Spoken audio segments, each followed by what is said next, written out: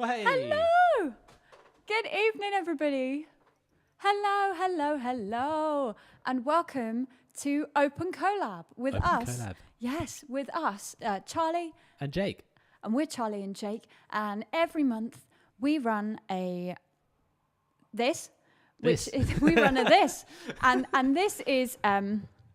This is what is this? This is a monthly live stream where we improvise music to poetry and spoken word sent in to us from all over the world. So you join us live from our little home studio here in Bedminster in South Bristol.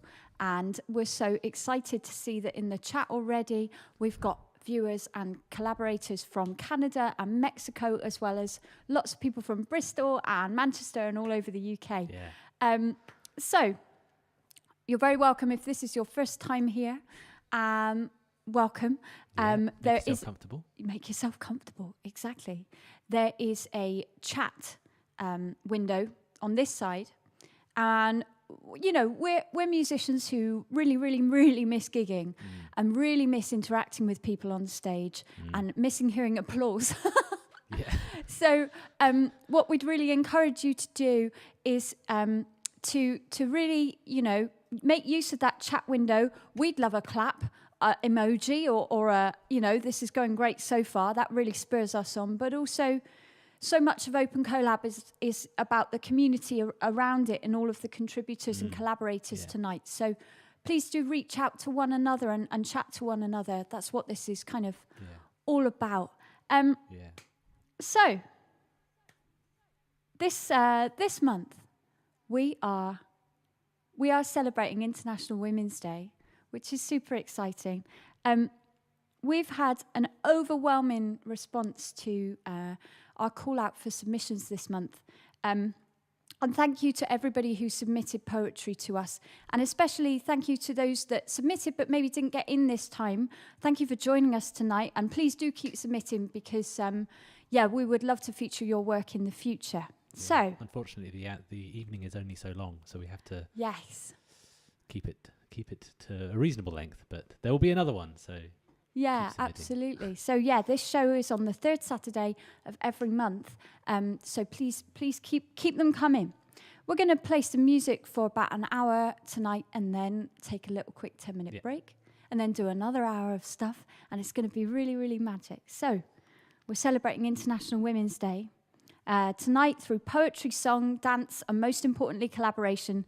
We're sharing our experiences of womanhood and celebrating the inspiring women around us. Tonight is going to be a really, really beautiful party. Somebody described this show as last time as the best night in, night out, and I absolutely love that. It's so nice.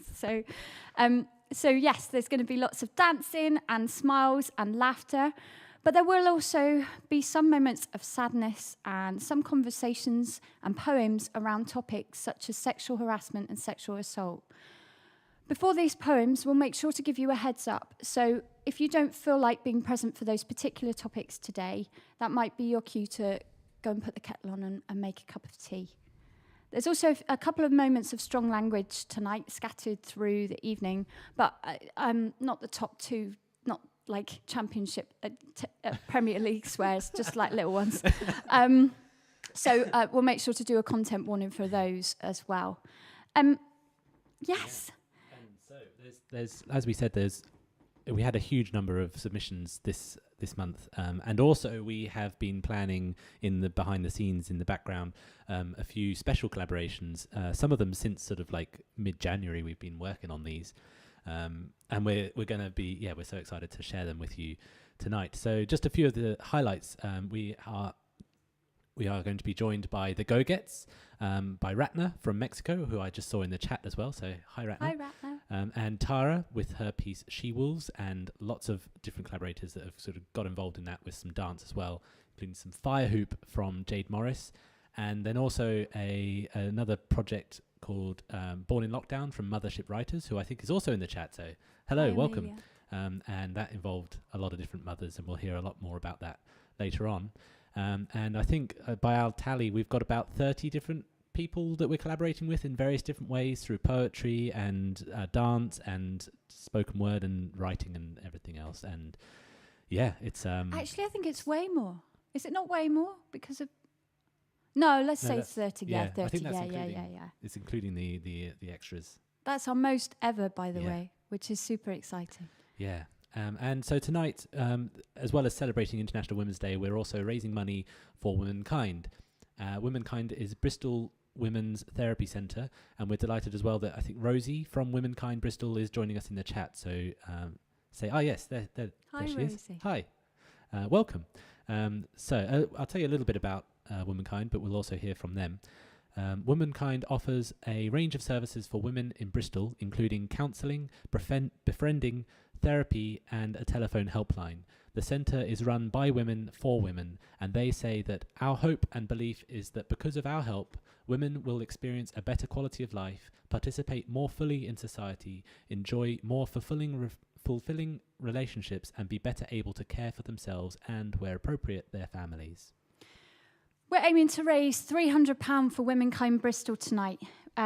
We were aiming for 150 as of about 5 o'clock yesterday, and then we just thought, oh my goodness, let's just try and go for it. Yeah. So, let's, fingers crossed we're going to get there. We're even going to watch this bar. Can you see that? Woo! Jake sorted it out so that this bar is going to go up in the top corner when you guys donate. So I'm so excited for that. It's like we're on Comic Relief. And let's see if it's gone up now. You can donate. You can donate via the link in this corner, and I think Nikki's also put it in the chat for you guys too. So please do keep donating. Open Collab is a free event. You don't have to pay anything to be here. It's free to view. But if you can spare a few pound for this cause, maybe imagine how much you'd spend at the bar if we were all together in a venue, which we will be one day. Mm-hmm. If you can spare a few pound for Womankind Bristol, this brilliant cause, then we would be so grateful. Let's hear from Womankind now about the important work that they do. Oh, sorry. Hang on a minute. Technical error. Something's gone wrong.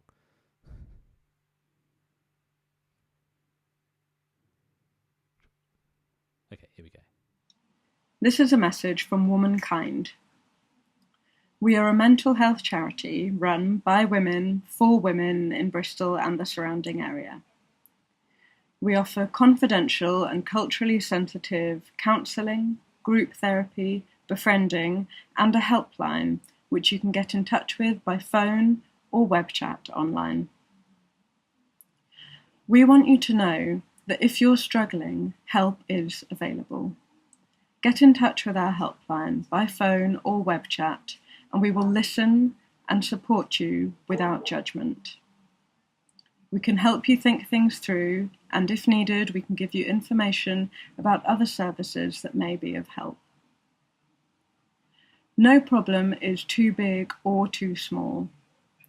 Whether you're struggling with anxiety or depression, feeling lonely or having difficulty in a relationship, whether you've experienced violence or abuse, or you just need to get something off your chest, we are here for you and will support you.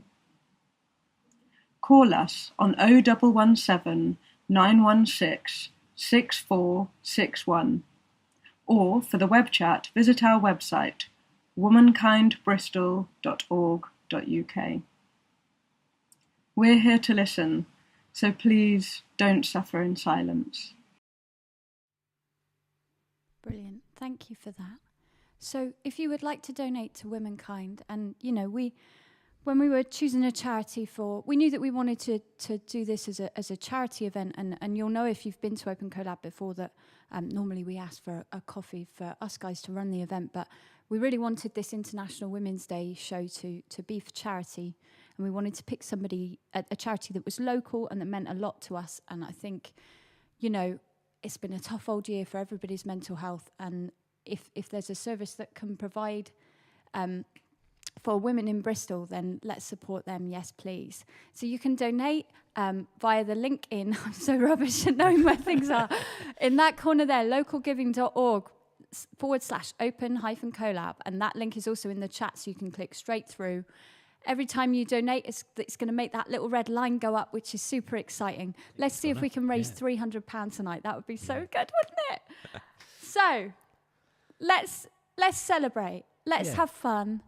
And, here we go. The first two poems that we're going to be collaborating on tonight, we wanted to start with these two because they kind of really sum up what tonight is all about. And those two are, the first is going to be called Celebrate the Women by Dawn Vincent. And then also a poem called All Around Me by According to Dee, which is all about the strong women all around us. And Dee ends her poem with women who choose to challenge, which is the theme of International Women's Day this year. So we thought it was a good place to start. So, here we go then. Everybody ready? Happy? All good? Yes. Want a sip of beer? Yes.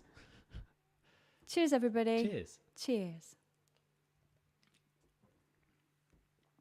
So, Dawn Vincent, Celebrate the Women. Oh, do you want to put the title up? Oh, yes. Thank you. So, Dawn is a poet from Essex. She says, I'm writing a novel and working on my second collection, though I get distracted by gaming a lot. When not writing or procrastinating and not mid-pandemic, I love to visit London to see musicals, exhibitions and to travel. I write blogs once a month about life and writing and regularly post new poems and videos on my Instagram, which are nice quick reads and listens. This poem, Celebrate the Women, is something I wanted to say for a while, but this is the first time I've managed to approach it in a gentle way, not ranting. Helping the women in my life to see their worth is something that means a lot to me, as they inspire and support me so much. Seeing a friend who goes for what they want and holds no punches makes me happy and makes me want to encourage us all to be like this. And then The second poem we're going to hear is by According to D, and it's called All Around Me. So D says, my name is D, and I go by According to D on all my social platforms. I'm a wife and mother to a 13-year-old named Sarah. I wanted to have the opportunity to fly her beautiful butterfly wings. I'm unlocking my creative side and starting to express myself through the words I put on paper. I was inspired to write my first spoken word after a conversation with my sisters, which had me asking questions. Every year I would forward and post what others had published for International Women's Day. But this year I thought it was time for my voice to be heard. This is how I came to write and produce this creative piece. Brilliant. Thank you, Dawn, and thank you, Dee. Here we go. Yeah.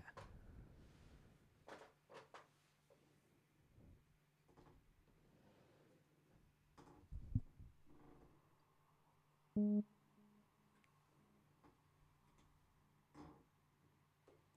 ooh,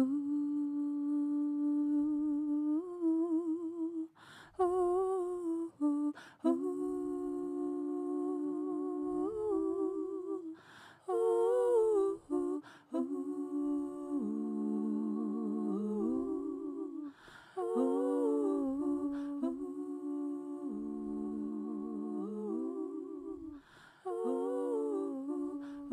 Celebrate the women. Celebrate their softness, their hardness, their resilience.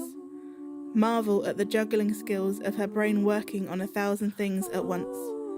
It does not take a womb to be a woman. It takes guts, raw and full and scared but strong. Tell me why you are proud to be a woman, or proud to know them, and then tell them. Their pride in others is a powerful thing, but in themselves is harder to persuade into forming.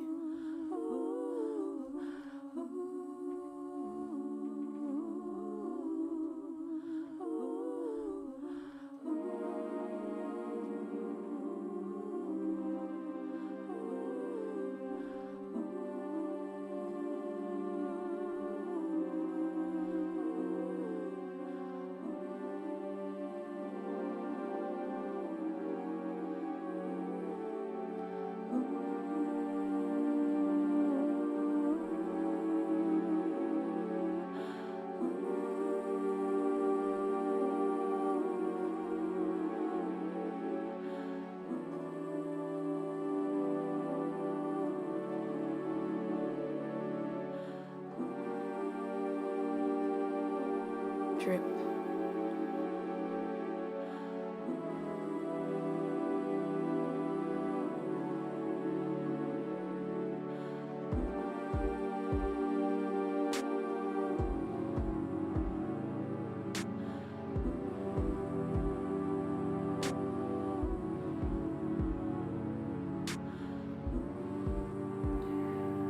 All around me, I'm surrounded by strong women. Women who along the years have fought a battle and are still in the war.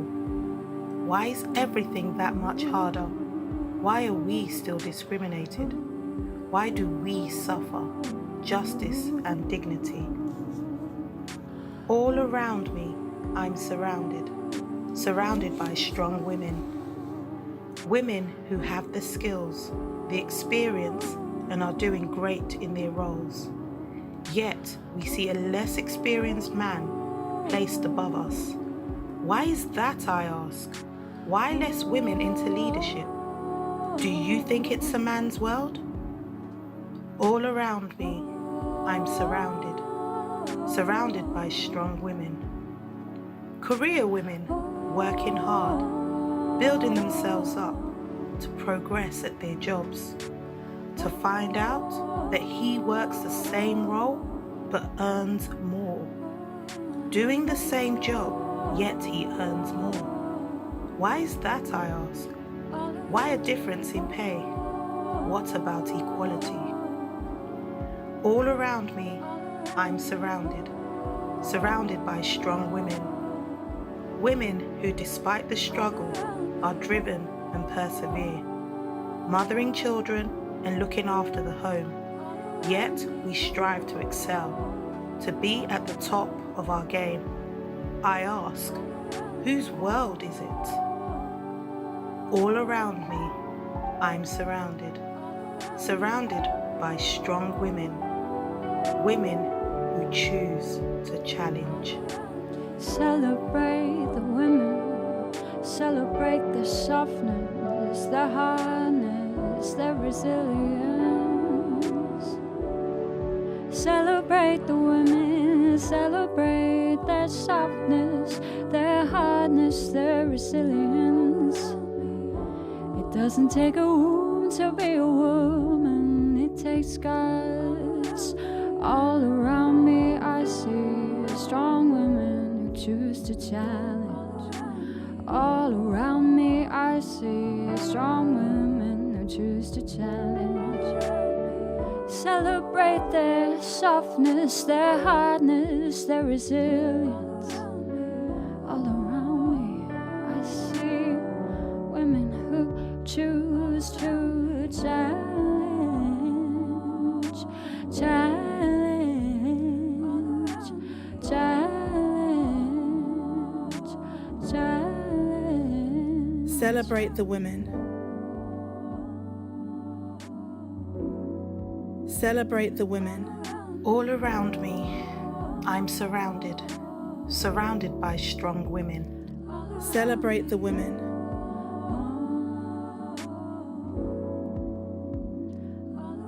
All around me, I'm surrounded by strong women.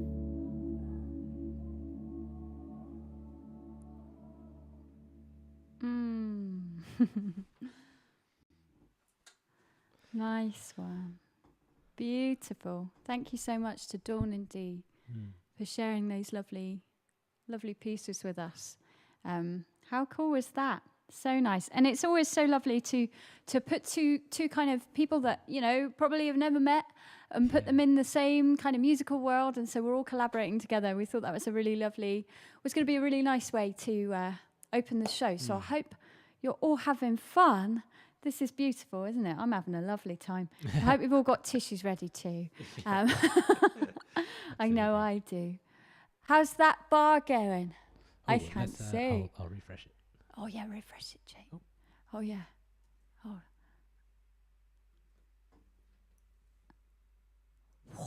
Well done, already. Everyone. Wow. One third of the way through. We've only done like two poems. This Blimey, is maybe we need to amazing. double it again. Oh. Thank you so much. Thank to you, everyone who has everybody. donated already. And Look at us go. yeah, keep it coming. All right, who's next? Where are we going now? We are, well, we're not going anywhere, and neither are you. But I hope. Our next piece is a piece by Benjamina Albanese called Sigyn, or The Goddess That Was Lost. And this is, a little bit about Benjamina. Hi, I'm Benjamina Albanese, and I'm a trans lesbian attempting to balance living a zero-waste lifestyle with a lifelong condition. I aim to create pieces that guide people through the blurred, sometimes scary places that lie between illness and health, hope and fear, imagination and reality. My style is inspired by old tales, nature, and a desire to understand and share. I perform regularly at spoken word events across the Northwest and have recently been published in the zine Queer Bodies 1. And this, she says about her piece, this poem is a reinterpretation of a Nordic myth with the focus shifted away from Loki, I think, we kept on getting it wrong in the rehearsal. Oh, so much. Sorry. With a focus shifted away from Loki to Sigyn, one of Loki's wives, and who we know almost nothing about. She is almost exclusively discussed as a subservient character, the dutiful wife, when in fact her name alludes to her being the victorious. And in the one story we know of her, she wields the power to either defend the planet from earthquakes or simply allow them to happen. Through this retelling, I have tried to highlight the relationship between the human body and mind, particularly for those living with an ill or aging body. So this is a really cool story about something I knew nothing about, but it's pretty cool. Always up for a retelling, yes, please. Yeah. Are we ready? I think so. I think I'm ready. we'll start with some sonic souvenirs.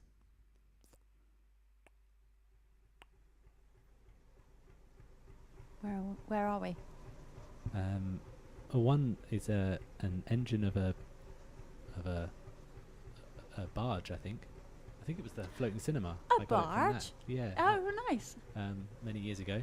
In Bristol Harbour. Yeah. And the other is the wind howling on an island off the coast of southeast Australia, Gabo Island, which is to help set the mood for you here in this story, this Nordic myth. So neither of them are actually from, anywhere Nordic, but that's okay. I've never been, so what can I do? But I need to get to some more things.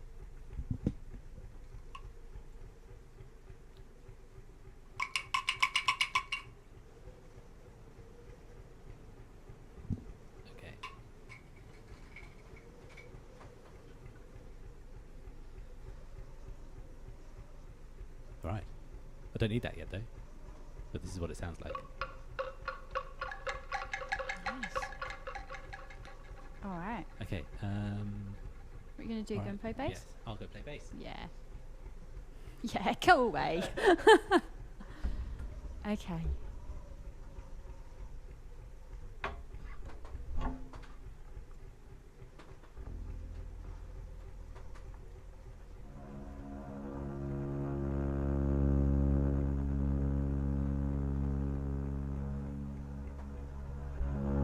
Sigyn, or the goddess that was lost. In the bed they made for me, I spin, lies.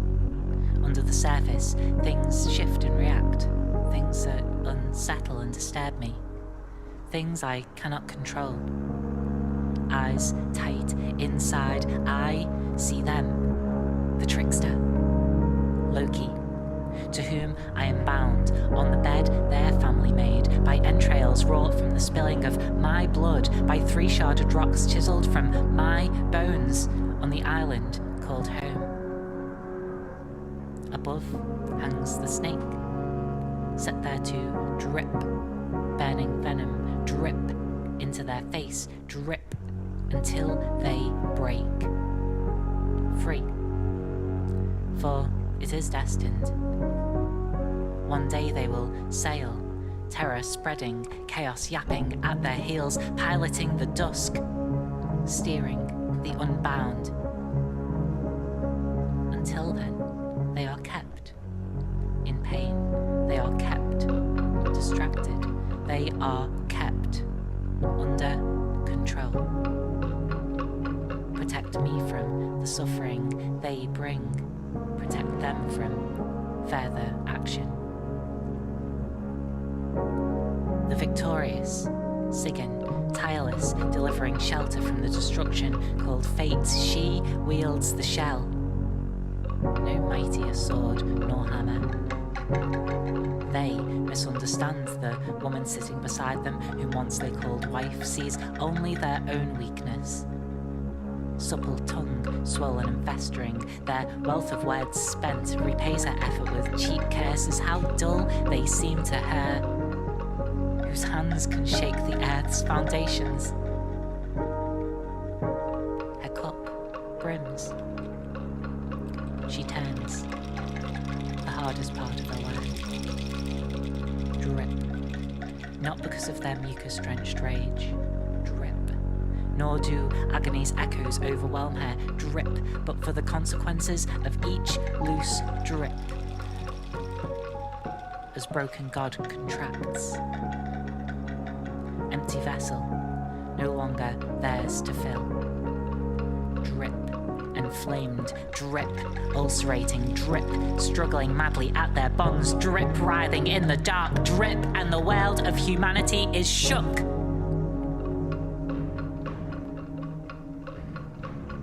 As the shell frees the head of those spared, body creaks, splits, screams. Too much. Escape. I open my eyes. Shapes surround me. Moving. Can't find words. for them. They are secrets. Sensation traverses my arm, shoulder, body. Closing my eyes to this strange place, I return to the island. Find the fates missing. The snake rests. The trickster sleeps. The cup waits. And Sigyn smiles. A lullaby that sounds like peace.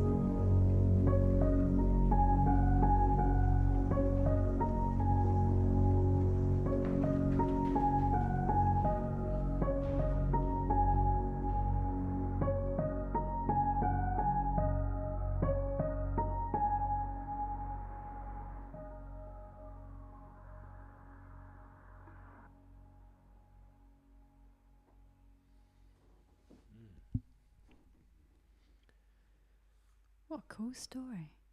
Yeah. Thank you so much, Benjamina. A great performance as well. Amazing. Real drama. Drip, drip, drip. Mm. Love that. Mm. Yeah, really, really cool. Thank you so much for sending that to us. Wasn't that cool? Beautiful.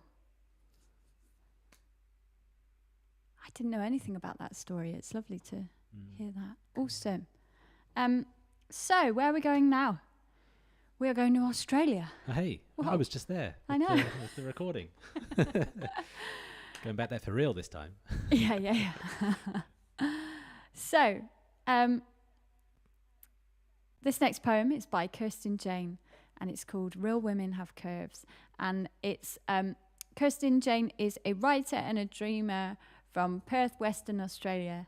And what happened was, so Kirsten's collaborated with us quite a few times before at opencollab, and she sent me a message a couple of weeks ago to say, I'm putting this poem together. It's got all my mates in it and lots of women that I find really inspiring, and I wondered if you'd like to be part of the video, which was really, really lovely. And I said, well, yeah, but the catch is that we've got to put it on opencollab too. Yeah. So here we are. Kirsten describes this piece as a collaborative celebration of women, an original poem written for women and read by women for International Women's Day. Relevant content. So, like everything else that's happening on this show. Yeah. Look at this. Are we halfway? No. Oh, the 33% still on the 100. Oh, okay. That's pretty good, though. Yeah. We're a third of the way. That's amazing. Yeah. Thank you, everybody who's donated so far. So this is Kirsten Jane, Real Women Have Curves, and we're going to see a video of Kirsten and all her mates just over there, which is exciting. Yes. Are we ready for that? Yeah. Yeah, I think so. All right. Let's give it a go.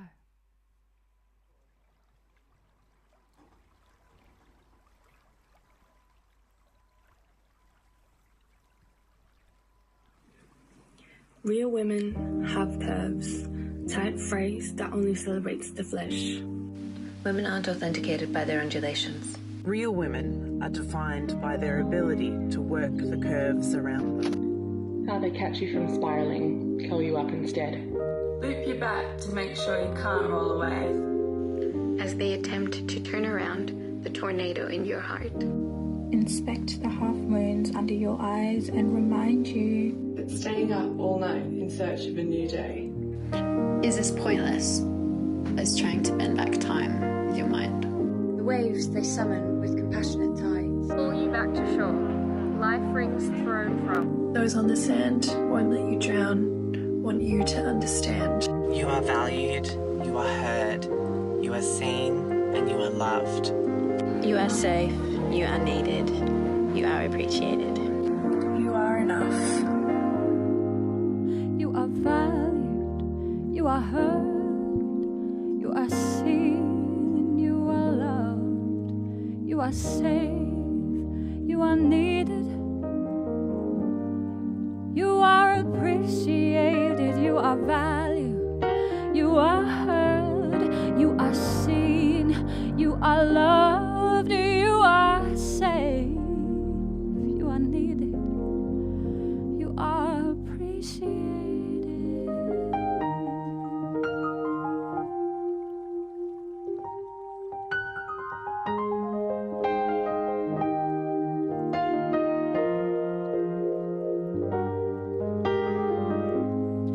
Oh, you are valued, you are heard, you are seen, you are loved, you are safe, you are needed, you are appreciated, you are enough.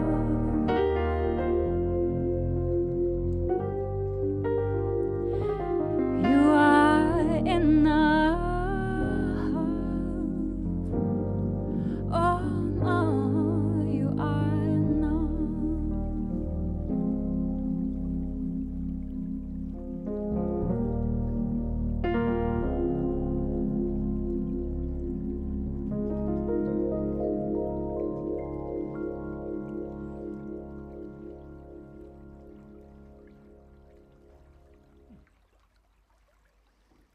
Oh, that was beautiful. Well, thank you so much to Kirsten in Perth for sending that to us.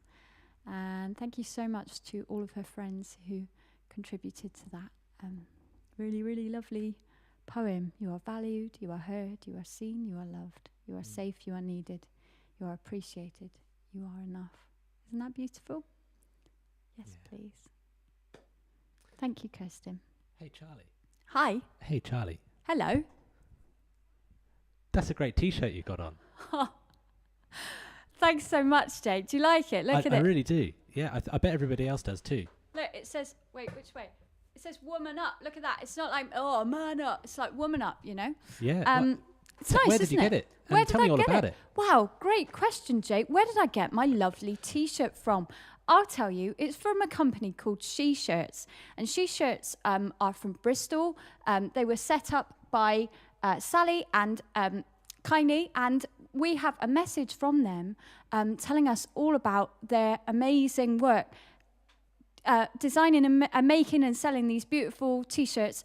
All the money goes to charity, and it's all ethically made. So let's hear a little message from them, shall we? Hi, Charlie and Jake, and thank you so much for having us come and talk to Open Collab. My name's Sally. And my name is Kynie, and together we are the co-founders of She Shirts. She Shirts is a charitable enterprise that sells feminist tees, and we're just here to tell you a little bit about ourselves and the work that we do.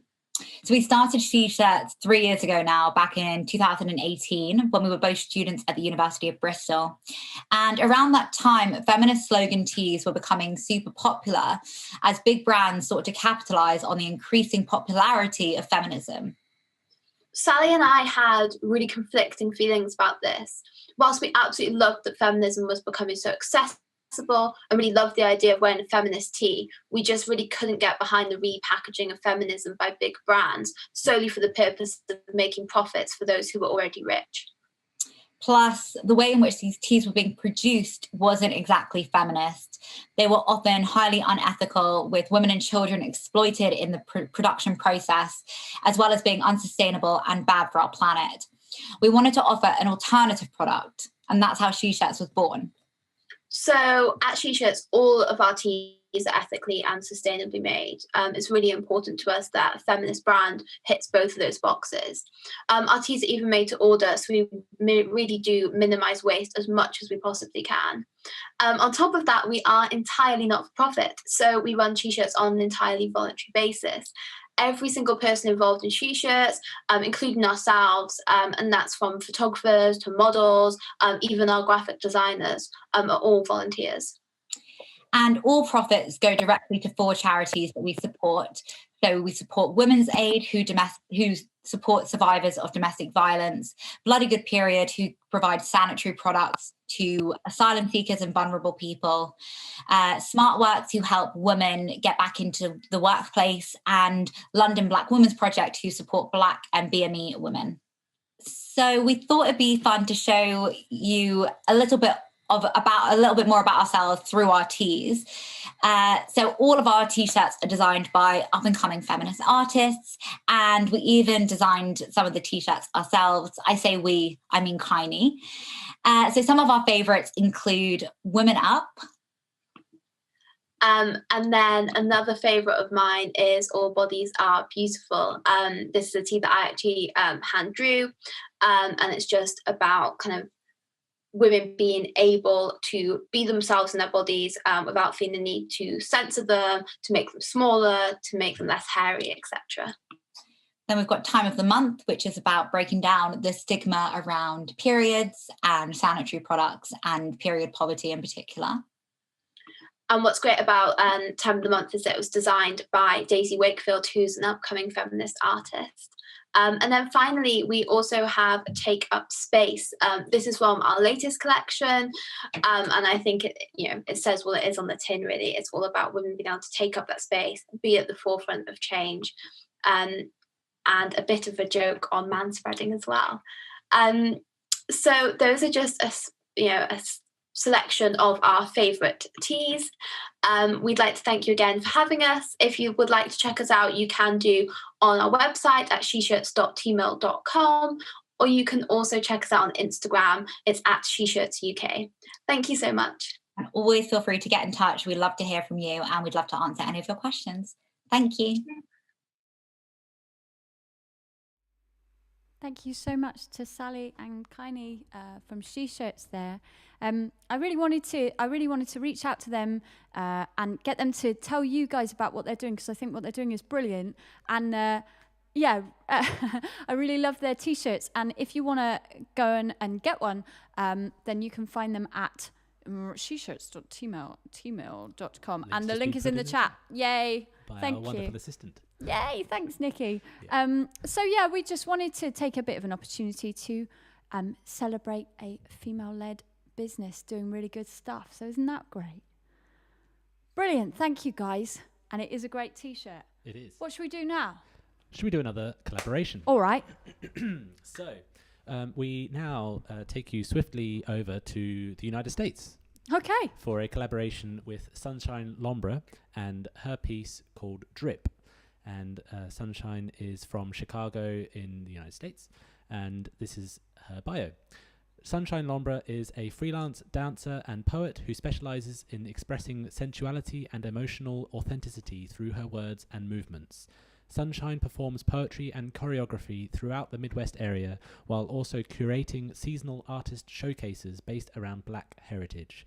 She believes in maintaining a tradition of using the arts not just for storytelling, but also to encourage communities to take charge of their households and neighborhoods and ornate their surroundings with love, which is a wonderful phrase. And she also has a debut poetry music EP coming soon in April. So Sunshine's piece is called Drip, and she says this piece is about the way that in many societies the female body is an artwork, but simultaneously society can be so harsh on women's natural body functions, such as breastfeeding, menstrual bleeding, ovulating and discharging. It sometimes seems that women's bodies are only valuable when it's working for the sexual pleasure of others. So, should we make some music? Let's make some music then. All right. Are you, is it ready? Yes. Yeah. Brilliant.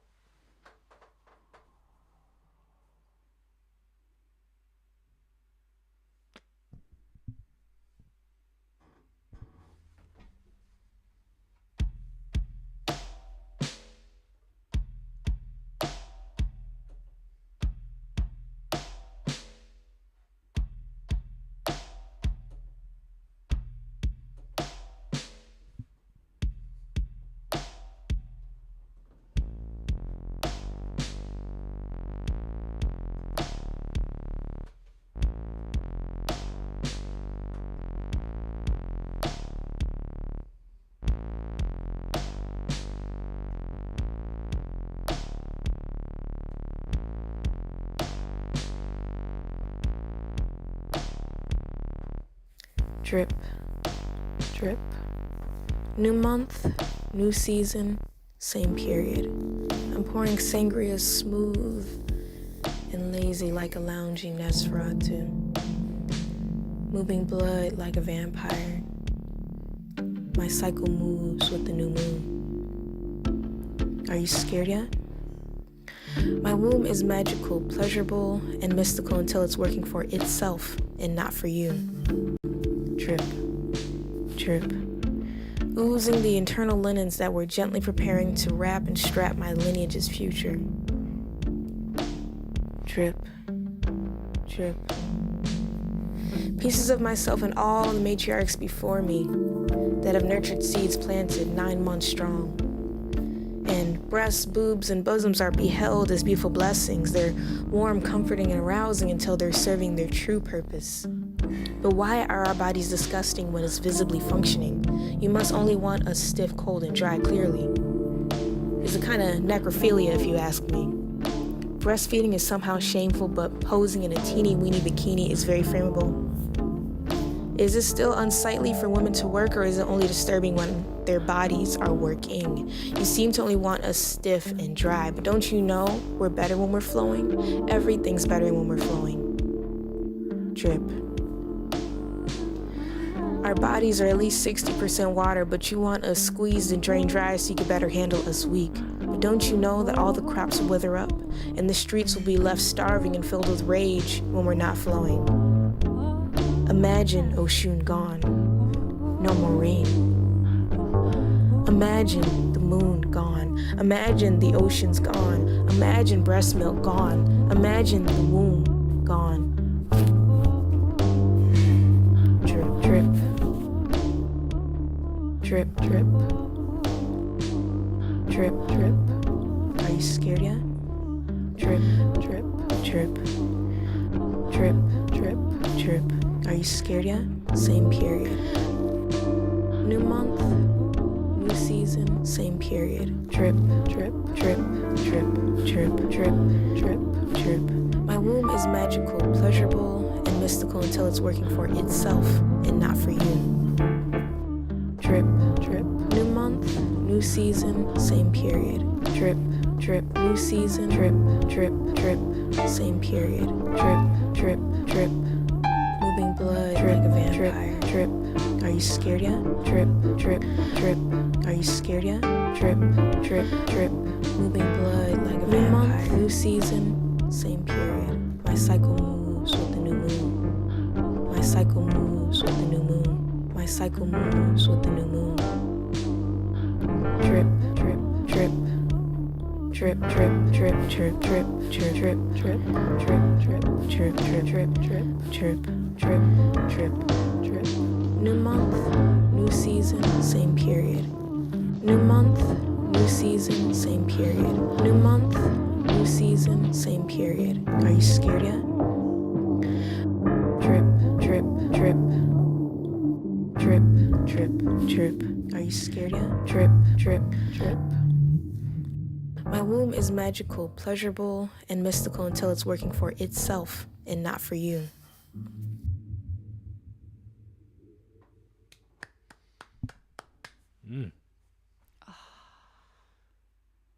Sunshine. Yes, please. That was amazing. So great. Just perfect, wasn't it? Like, just the perfect description of lots of things. Amazing. Thank you, Sunshine. That was awesome. And I loved. You can't see the pads, but I've got 16 pads where we broke up the poems and I was just going, bah, bah, bah, bah, bah, bah. Trip, trip, trip, trip, trip. So much fun. So much fun. Thank you so much, Sunshine. We still, it's a year on next month, it's a year on since we started Open Collab. And it's still blowing our mind that then, 2 in a row then, Perth and Chicago. And we're just sat in our little room in Bristol. And it's, amazing. Thank you so much for sharing that with us. That was awesome. Yeah. Hey, have you donated to Womankind yet, guys? If you can spare a few pound, then we're raising money tonight for Womankind. And you can see this little bar go up every time you donate, which is super exciting. We're aiming to raise £300 tonight. we kind of, on a whim, doubled the target. It was going to be £150. We'd already be there almost. I know. And so we thought, well, let's try and go for it then. Let's try it. So if you can, then please do donate a couple of pounds to Womankind, and the link is just there, and it's also in the chat at the top of the chat too. Right, tell me, who's having a lovely time? Are you all having a lovely time? I am. Me too. So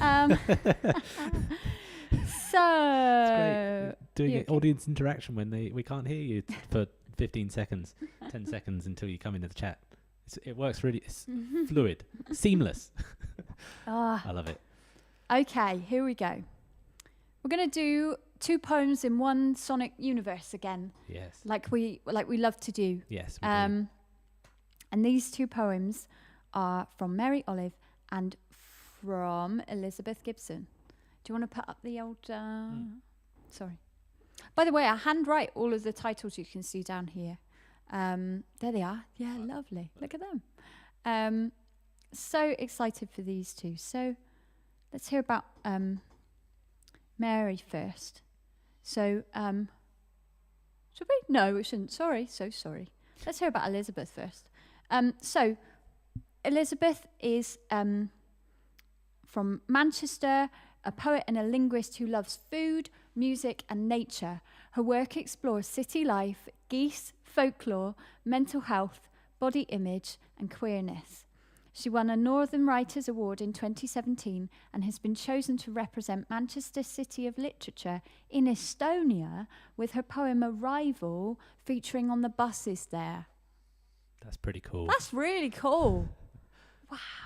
Your poem's on a bus. What, like on the side of a bus, or like in the bus as like an audio announcement? Whoa. Oh, had you only thought of one? Yeah, I thought it was just on the side. Oh. But that would be really cool as well. That would be cool. Anyway, let's not get bogged down in that. I expect it is on the side of the bus. So...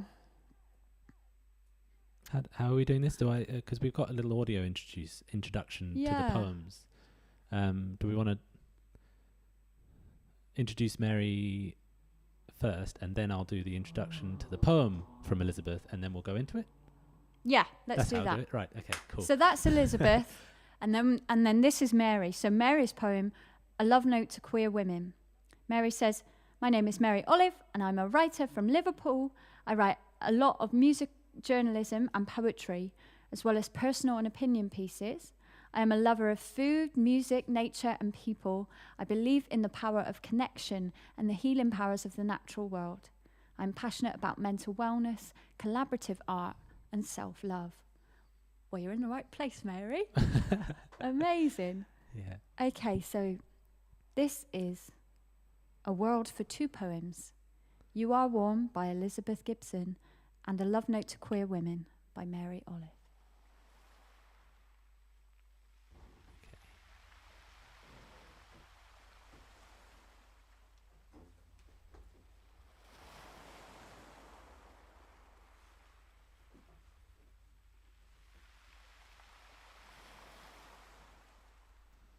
Hi, I'm really happy to be part of this project and to unite with so many other creatives to celebrate amazing women and non-binary people. I wrote the poem You Are Warm about a queer female musician who has been a huge inspiration to me as a writer, an activist, and just in embracing my own queerness in my daily life. I haven't named her because I like the idea that different people reading or listening to the poem will identify a different person in it who might have impacted them in their life. And it's just a celebration generally, I think, of the amazing people out there who are really brave and are themselves and allow other people to find courage and to find comfort in their work. And I really hope that you enjoy my poem.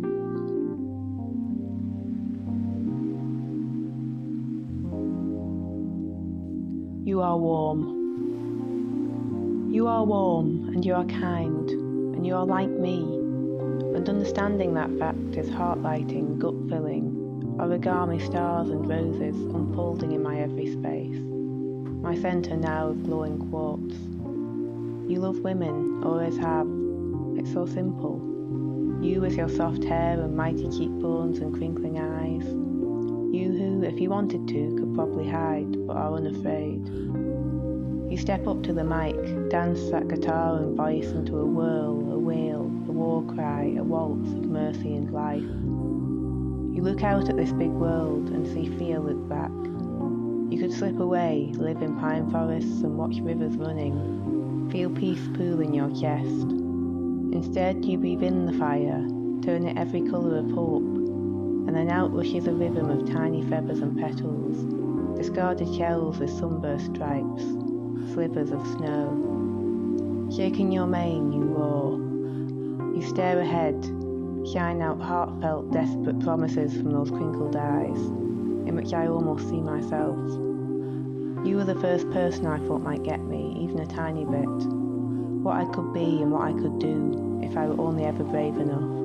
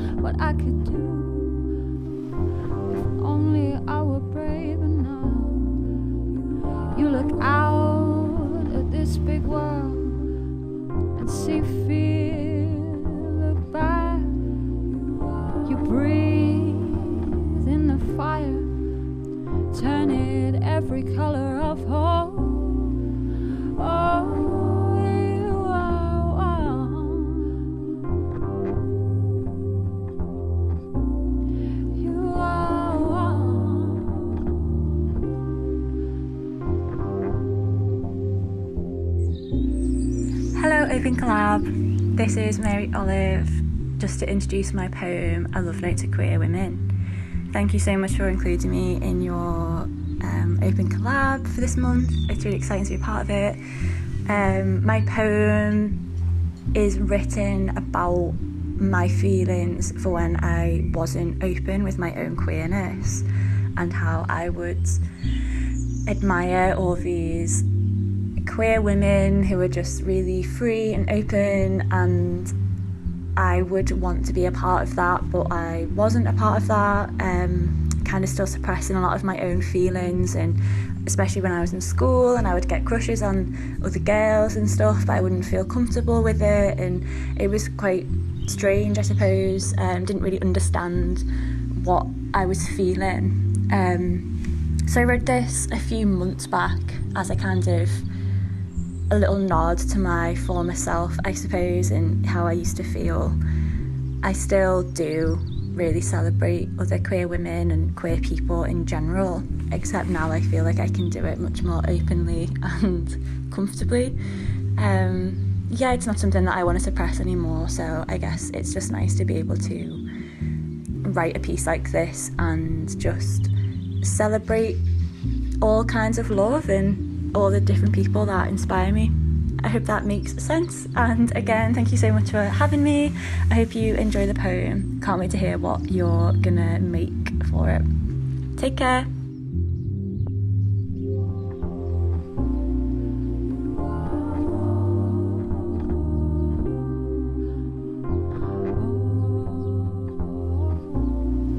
Who built you so strong, self-assured, yet soft? You are beautiful. With that wild hair and fire eyes, you collect moonlight in your wings.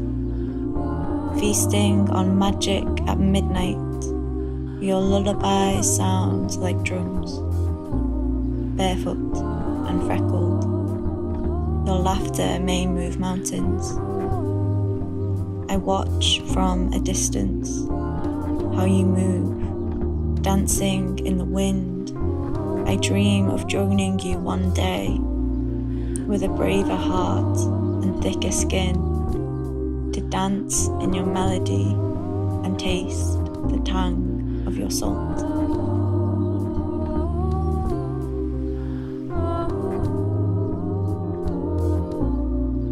I dream to dance with you.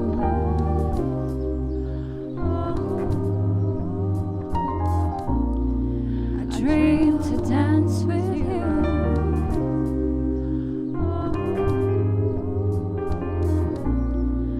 Dream to dance with you.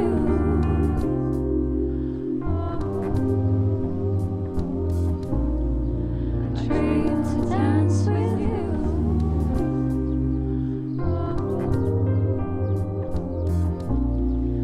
Dream to dance with you. With a brave heart and thicker skin,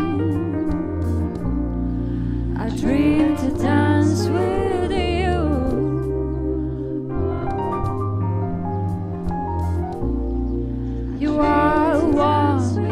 You are kind, and you are like me. And you are warm, and you are kind, and you are like me. You look out at this big world and see fear look back. You breathe in the fire, turn it every color of hope. In the fire and turn it every color of hope. I dream to dance with you, with a brave heart and thicker skin. I dream to dance with you. I watch from a distance how you move. I dream of joining you one day.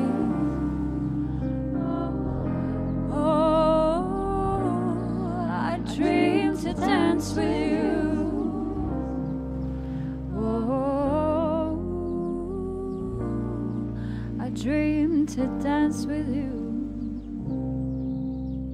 With a brave heart and thicker skin.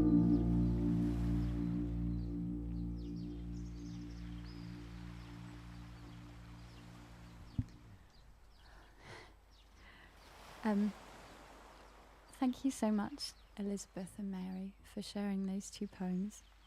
We honestly felt like you had a conversation. Well, maybe you do know each other, but we honestly felt like you'd had a conversation about it and were talking about your experiences. And so we had to just had to put them in the same world. So thank you for sharing that. That was so lovely.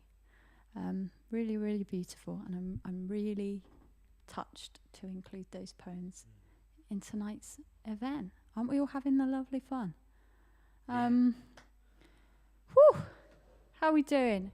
Hey, I tell you what, let's do one more and then let's have a quick break. What do you think? Sounds good. So, do you want to talk? Yeah. Pardon me. This next piece is from the wonderful Haneefah Muhammad, who we have collaborated with a few times in the past, and she's also one of our patrons, which you might have seen in the intro. Yeah, thank you. A patron is a little VIP area, subscription to what we're doing to help support us, and we'll tell you more about that later. But anyway, back to Haneefah, and this is her piece, Our Girls and Young Women, and it's also featuring our friends, the GoGets. So, first of all, about Haneefah, and Charlie has run off to do something mysterious and exciting, so we'll see what happens.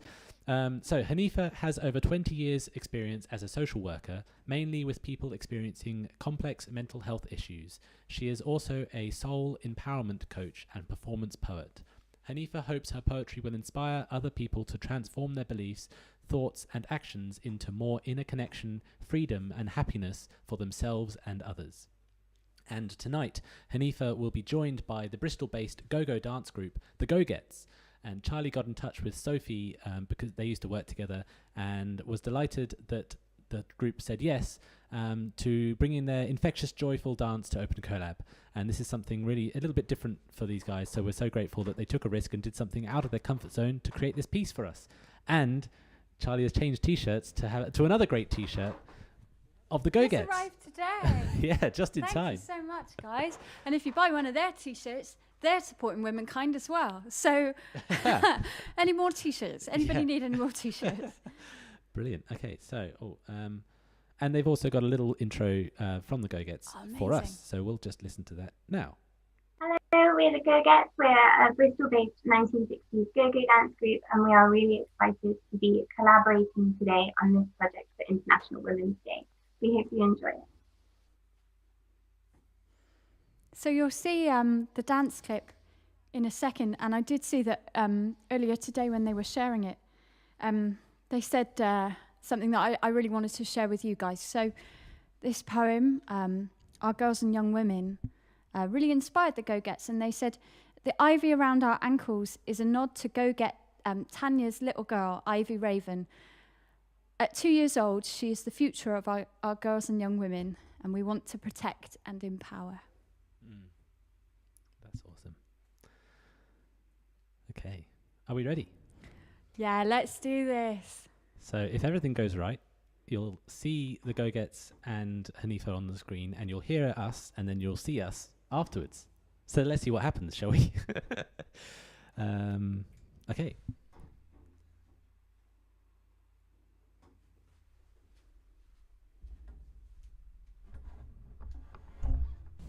This poem's called Our Girls and Young Women.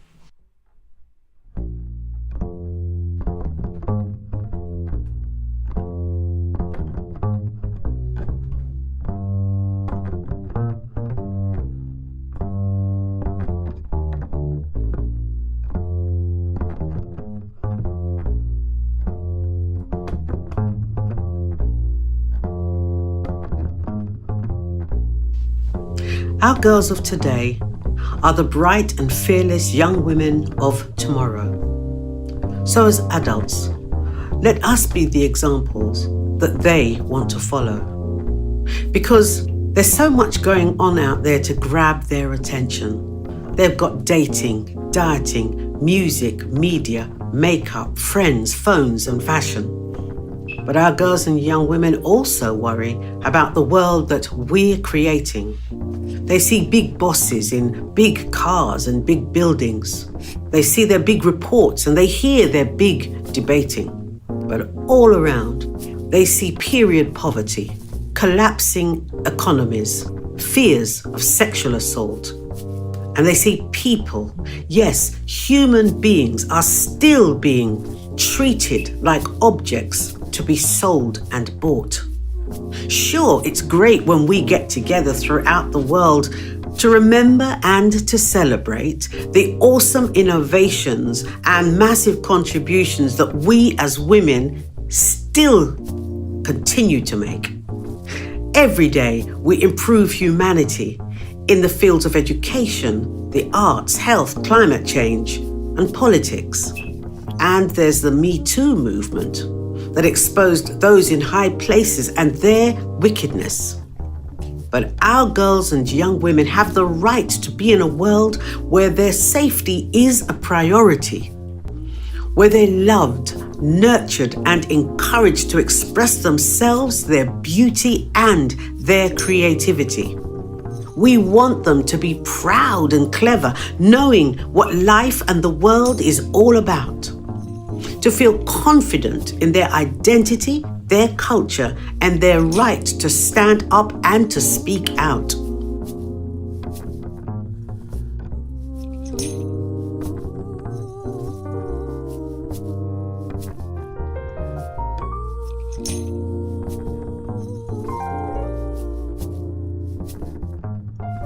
So let us speak truth to power with one voice and join hands in solidarity. We know the world needs to change, so let's keep working at it tirelessly. Let's use our money, our time, our voices, our platforms. Let's make it happen. Let's fight for their freedom and for a brighter future for our girls and our young women.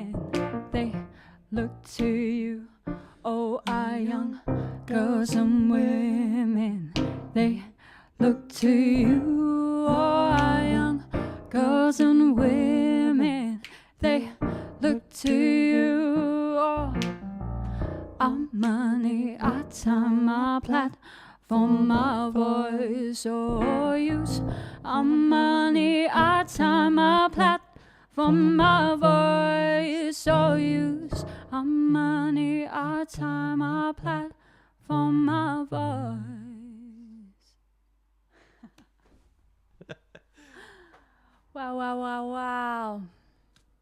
Thank you so much to Haneefah Mohammed for that beautiful poem, which we should say we originally performed with her at an event back in October by our lovely friend Gwendolyn from New York, who was running an event called the Bloody Big Brunch, raising money for period poverty. And so that was when we first kind of collaborated with Haneefah with that poem, and we thought we had to play it for you guys tonight. And we were so pleased that the wonderful GoGets collaborated with us. That was really beautiful and really amazing. What an amazing thing to be in the middle of all of this collaboration and creativity that's happening around us. I can't tell you what it means to be part of this night. So thank you so much for watching. What fun we're all having. Yeah. We're going to take a quick 10-minute break, get another beer, I reckon. What do you think? So we'll be back at 25 past. If you're having fun, you can say thank you to us by donating to Womankind. We would so love it if you would.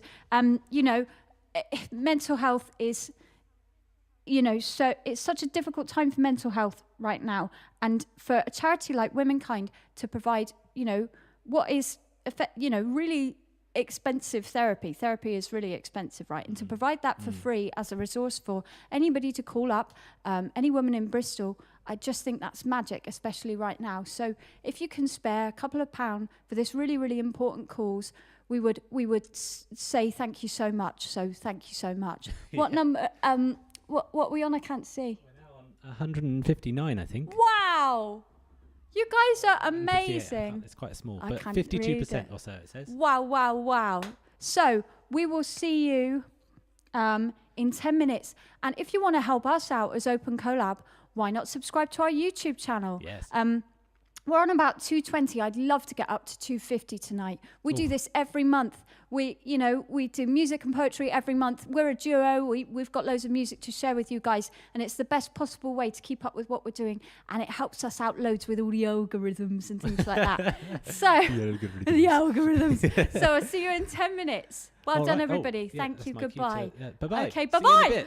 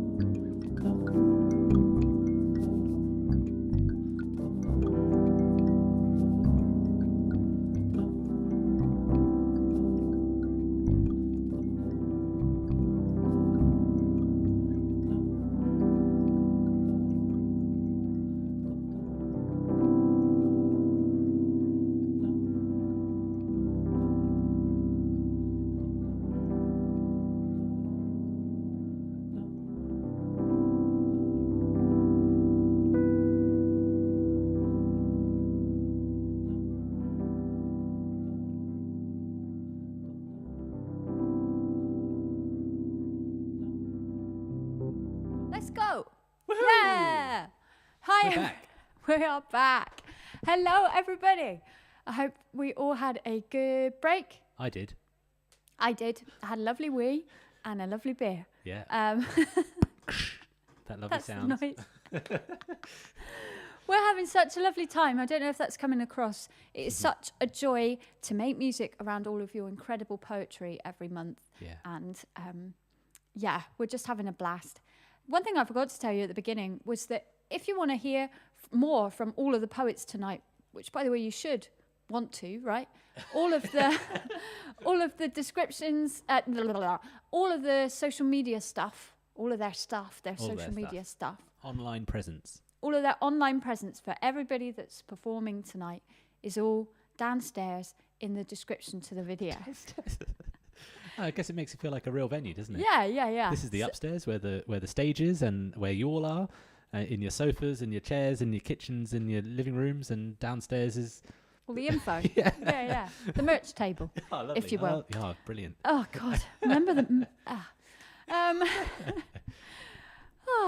So I hope we're all having fun. I hope that we're all having a lovely time. It feels great. It feels really great to be celebrating women. Yeah. And we're chuffed to be at 63%. 63%. Come on, guys. We've rocketed kind of up. gone through our original target of £150. We're through that. Thank you so much, everybody. Let's see if we can get it up to £300. Can you imagine? Whoa, that's what we'd do. Do that again. Yeah, better. That's what we'll do. Amazing. So let's get on with it then, shall we? Yeah, let's. More music, more poetry, more dance. Let's go. More collaborations. Yes. More Whoa. celebrations. Yes, please. So, this first collaborate. Oh, sorry, no. No. Carry on. So, okay. The first collaboration that we're going to do for you straight after the break right now, in this time that we are, which is after the break that was, is with Mothership writers and a excerpt from basically it's from a piece, a book called Born in Lockdown, and I'm not very good at explaining it, but luckily we got Amelia Hall, who sort of created Mothership writers and also created this project, to tell you all about it. It's a mega collaboration that's happened in the last couple of months, that's all to do with birth in lockdown, I suppose. Yeah. So motherhood in lockdown. Yeah, motherhood in lockdown. Yeah. So yes, rather than I tell you all about it, we'll get Amelia to do it. Will this work? Yeah, oh no, shut hang up. on a minute. Where is it? There it is. Okay. There it is. My name's Amelia Hall. I'm a novelist and I'm also the founder of Mothership Writers, running creative writing courses for new mums. Back in November, I launched a collaborative writing project called Born in Lockdown. And the idea behind it was to inspire mums who'd given birth in 2020 to put pen to paper and to document their experiences through that second lockdown. The idea was then I would put all of those words together to form a collaborative and community-based picture of what it was really like. Now, I had no idea how many people would be up for taking part, so I was blown away when it finally totaled up at 277 new mums, 277 unique voices who would all be contributing to Born in Lockdown. Now, the project was inspired in terms of creative approach by a novel that I love called The Department of Speculation by Jenny Offill, and it's written in a fragmentary style, and that was the brief to the mums, to create a sense of their experience in just a few lines, no more than a handful of connected sentences. And then it was my job to weave all of these sentences together to complete the picture. And what a privilege that turned out to be. I mean, the words, every single one of them are written from the heart and are telling of an experience that many of us just can't begin to imagine. But with Born in Lockdown's help, we're taken into that space and we're given the opportunity to hear these voices that might not ever have come to light otherwise. The piece is incredibly powerful. It begins in pregnancy and then moves into labour. And then from the different forms of labour, we have life in the postnatal ward and then the return home. a return that ordinarily might be filled with family and friends, but actually feels very different this time. Those tentative first steps outside with the newborn, masked up, a world that feels so very different to anything that any of us might have imagined. Now, in any narrative, you have the dip, the low point, and that absolutely is part of Born in Lockdown too, and it's an important part. You know, new motherhood is so challenging at the best of times, and as we all know, it's been far from the best of times. So there's the sense, a very acute sense of the extra pressures on mental health, of anxiety, of isolation, uncertainty, postnatal depression. And this is a really important part of the book, and it's a very affecting part of the book. And from that, we have a kind of transition, a sense of help being sought, of connections being made, of spring coming in a literal sense as well as a figurative sense.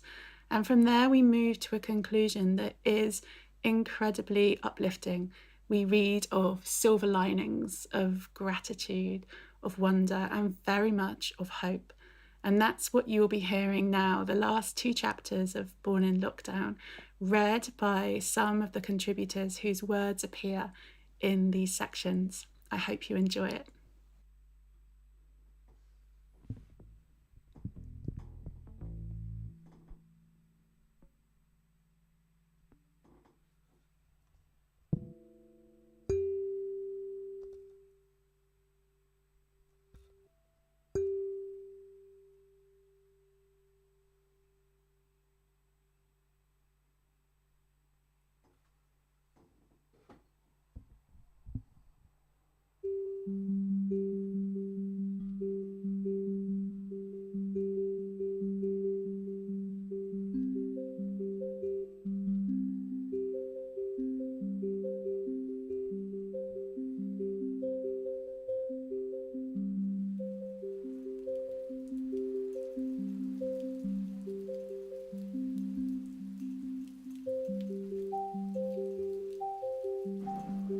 Before we could even begin to build our village, we were banished to a wilderness.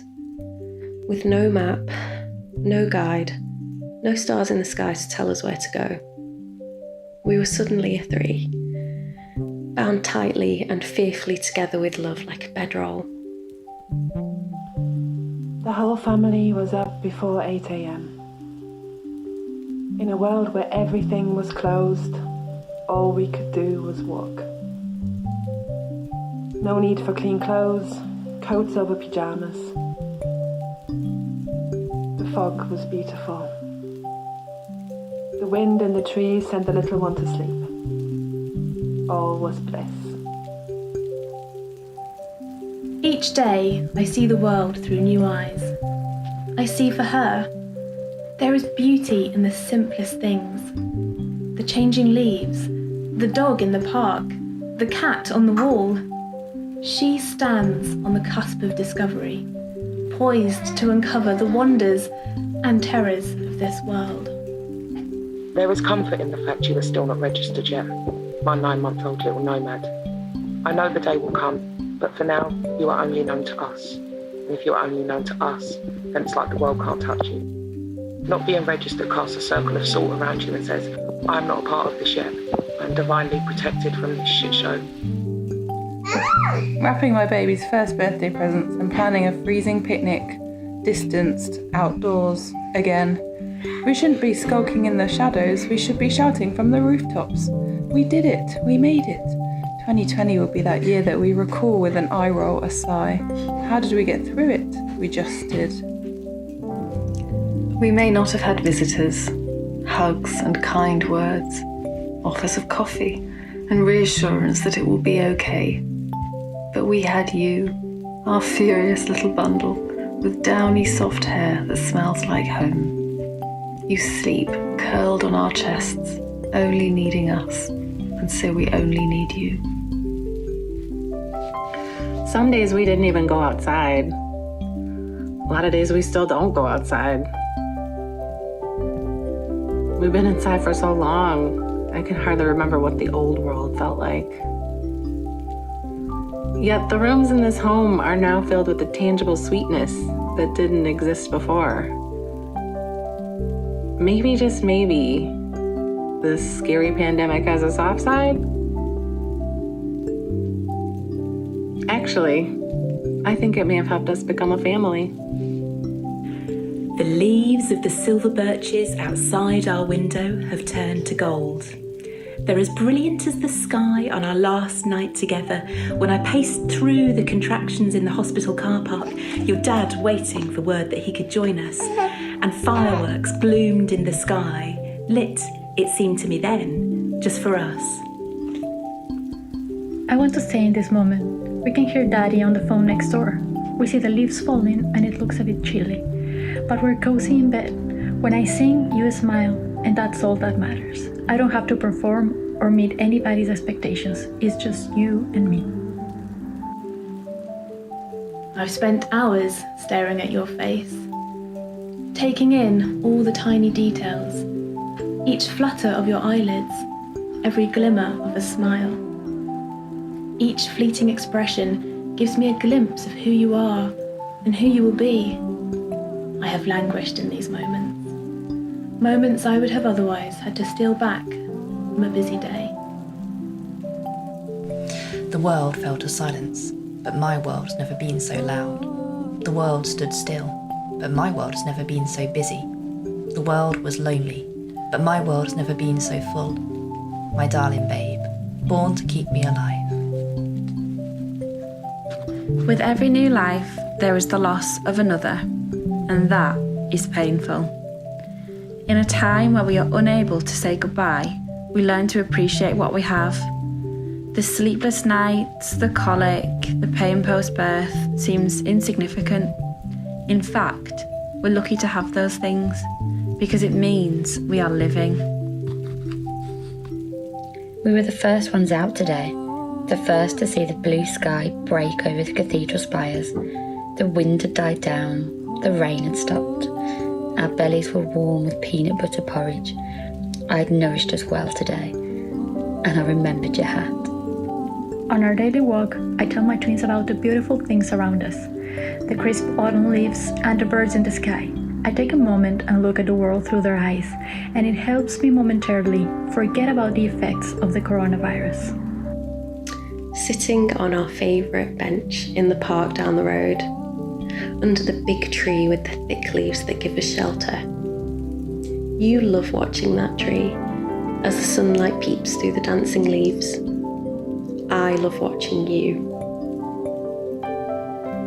You're decked in all the knitting your grannies can muster, love in every stitch, though mittens hang by your side rejected. In one hand you clutch my finger, in the other a crisp beech leaf curled in on itself. You hold it aloft before taking a curious bite, then spit it out, disgusted and delighted all at once.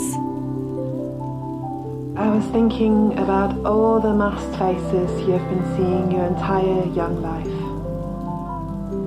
and how you smile your big, toothless smile, not receiving or expecting anything in return. Lockdown baby, they smile upon sight of our newborn. Yet, I always feel defiant. 2 years of trying, 1,000 ovulation strips, too many single blue lines, and finally, IVF. If only they knew, he is so much more. Born in lockdown, yes, but not a lockdown baby. When you're older, we'll tell you how the schools closed. So too the playgrounds, shops, pubs, restaurants, workplaces. We'll tell you of how we were allowed out only once a day, how family and friends couldn't greet your arrival. To you, they'll seem like tall tales from the olden days. This year I became a mother, and motherhood has unravelled me. Seam by seam, stitch by stitch, I am threadbare. But my boy, you are mending me. Each day another stitch, imperfect and incomplete. but perfectly complete to you. I push you and we walk. We walk because sometimes we need space from each other. We walk because I want to show you the world. We walk because it's all we can do. It's all we are allowed.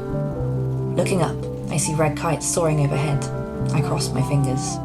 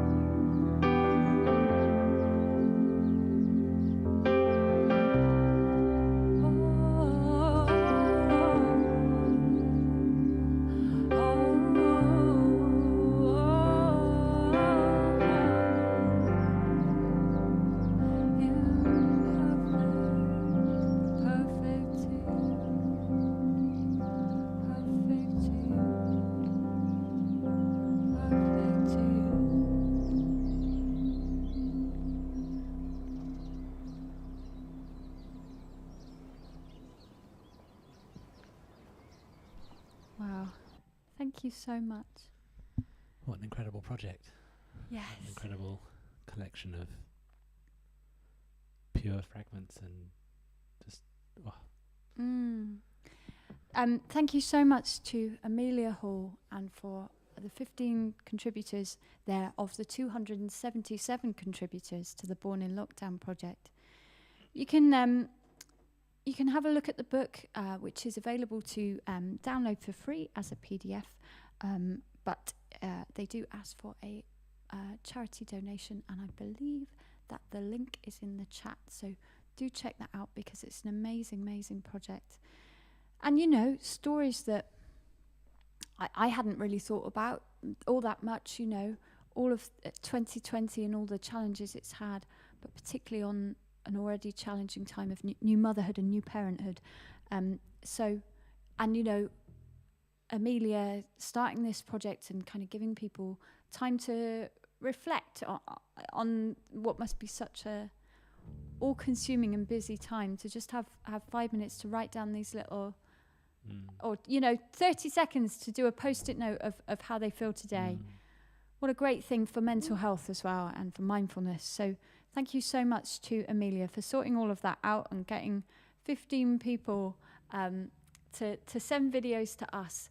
You know, and it really wasn't, it was written to be written down, not to be performed. So when I got in touch with Amelia to ask her, I wasn't sure what she'd say. And I'm so glad that Mum happened to be watching Points West and see Amelia, and then we were able to collaborate tonight and share these, you know, incredible and untold stories with you guys tonight, and set it all to music. How beautiful. So thank you so much to everybody who contributed to that. Wasn't that beautiful? Amazing. Yeah. Wow. Hey, and I feel like saying some of these things, I feel like, you know, take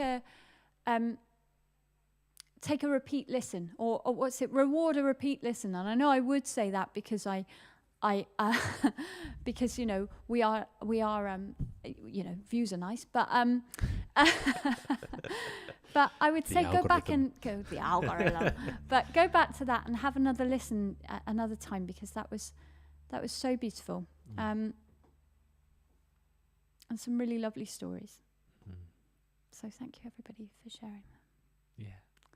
And I moved the tissues to be closer, but I was actually okay that time. I had a bit of a cry the first time I heard that, I'll tell you that. Yeah, definitely. All right, where should we go now? Let's go to another collaboration with a poet from Manchester, shall we? Yes. Let's. Okay. So, yes, the next piece was submitted to us by Rebecca Phythian, and her piece is called I'm Not a Disney Princess. And this is what she says about herself. Hi, I'm Rebecca, an actor, singer and poet from Manchester.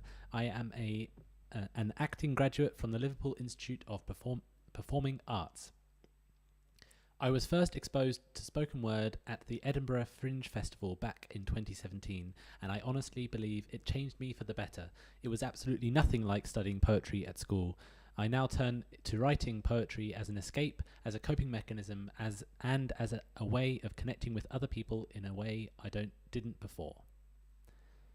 And so then she says about her piece, which is I'm not a Disney princess. I'm not a Disney princess. Yeah, it's all right. I'm on the ball. Don't worry. So she says, I identify as a woman, a fierce, often anxious, very Mancunian woman. For as long as I can remember, I have been the biggest fan of Disney, and I came to realizing a couple of years ago that I see very little of myself in any of the princesses. And so I'm Not a Disney Princess was written. A sum up of the Disney princesses through the years and my thoughts on them and how very unlike them I was. Ultimately, I don't think I will ever be a Disney princess, and this poem, more than anything, says that I am more than okay with that. So, thank you, Rebecca, for submitting your piece, and we are going to make some music to it, if that's okay. Are we ready? I think we are.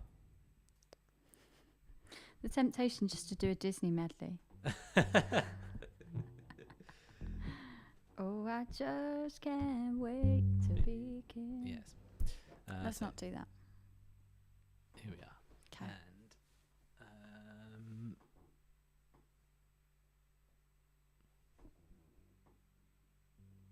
yes. Are you ready? Think so. I think so. Rebecca, are you ready? Yes, she is. Okay.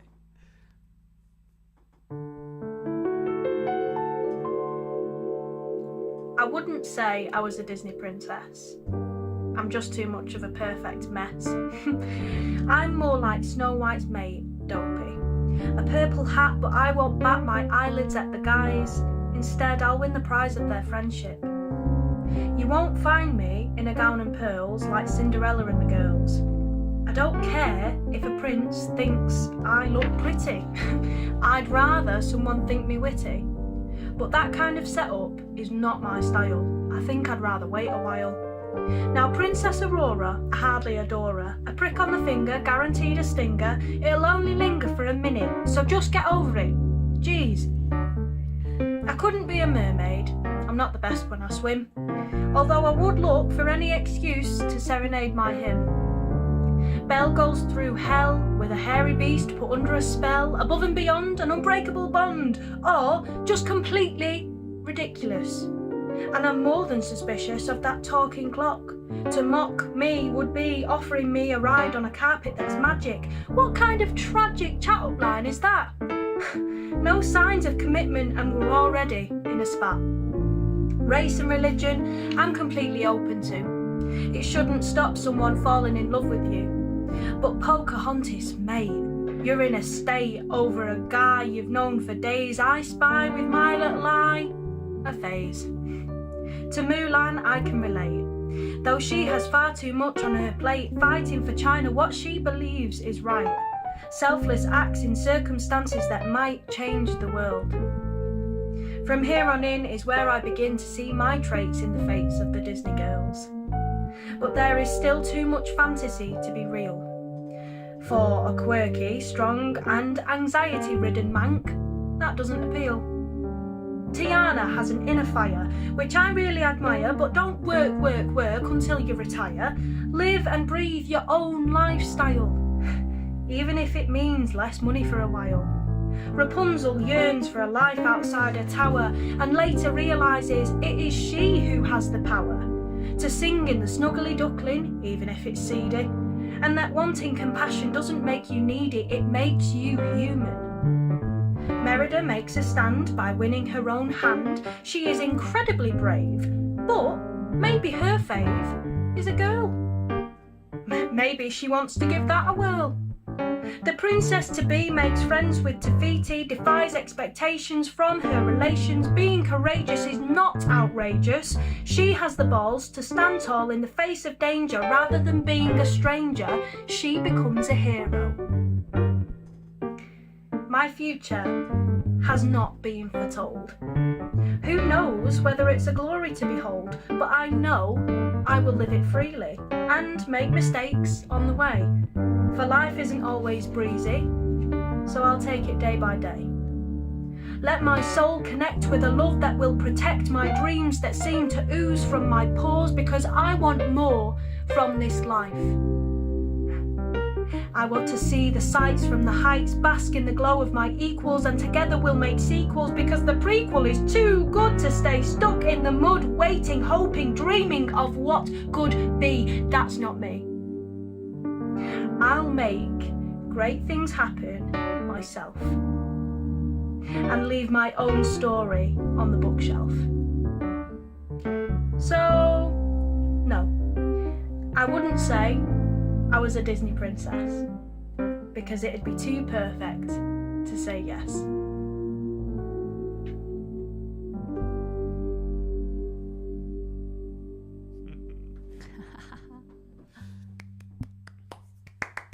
Love that, Rebecca. Yeah. Amazing.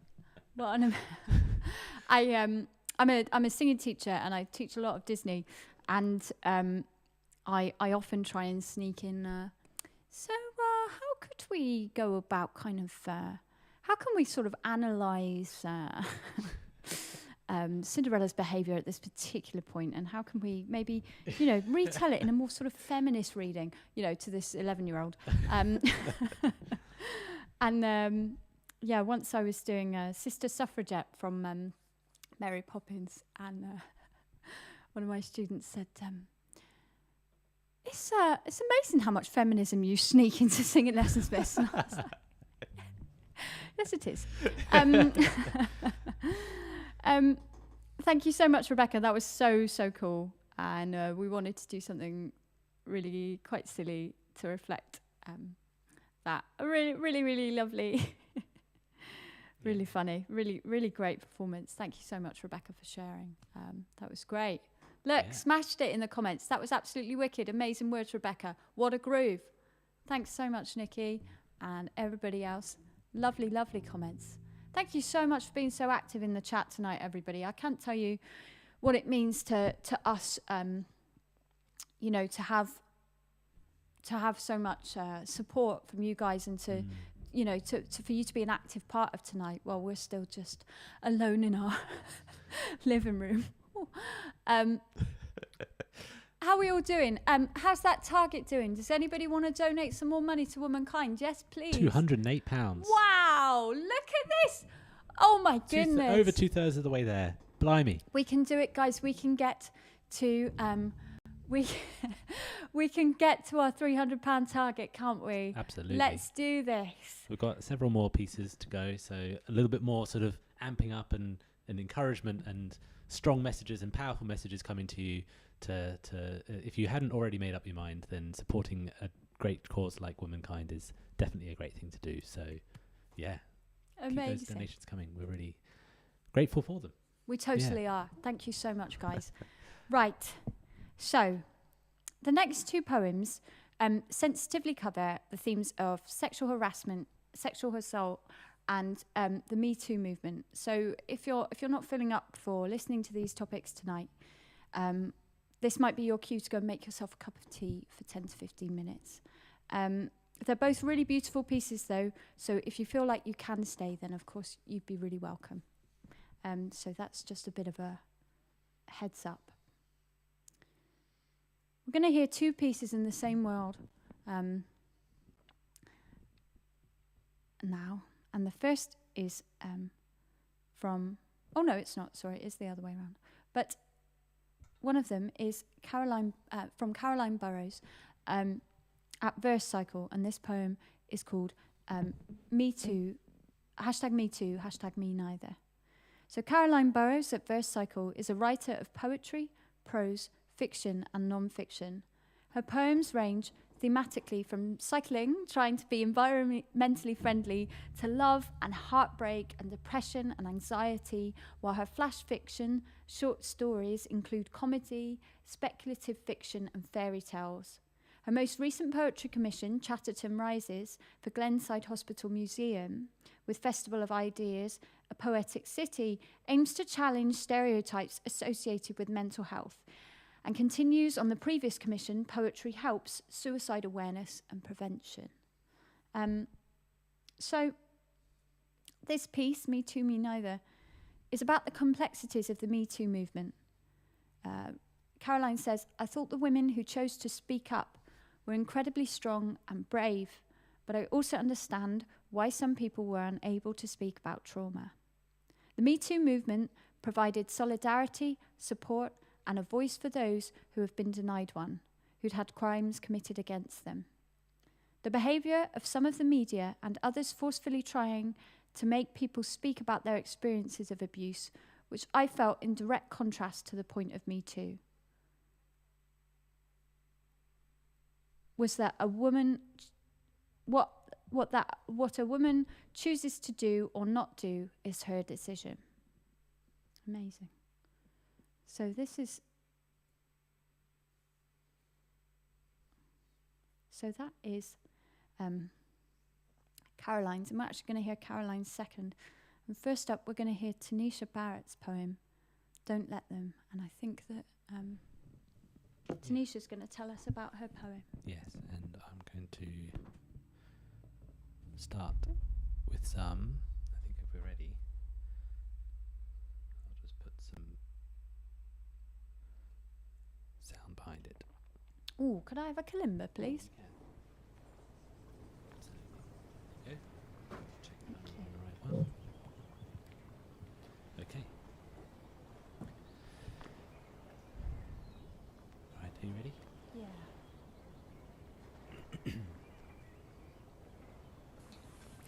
My name's Tanisha, and my piece is called Don't Let Them.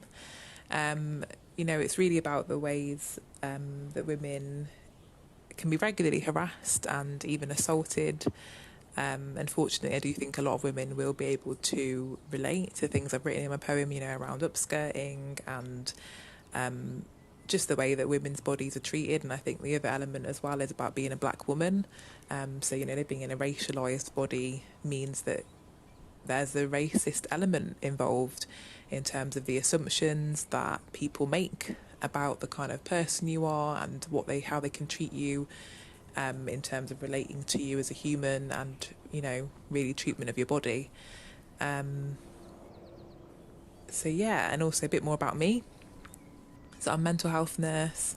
I'm also a lecturer, and I do other bits as well. I love writing poetry, and yeah, just connecting with people in that way. And I also have a lovely dog and a wonderful partner. So yeah, there's a lot of joy in my life.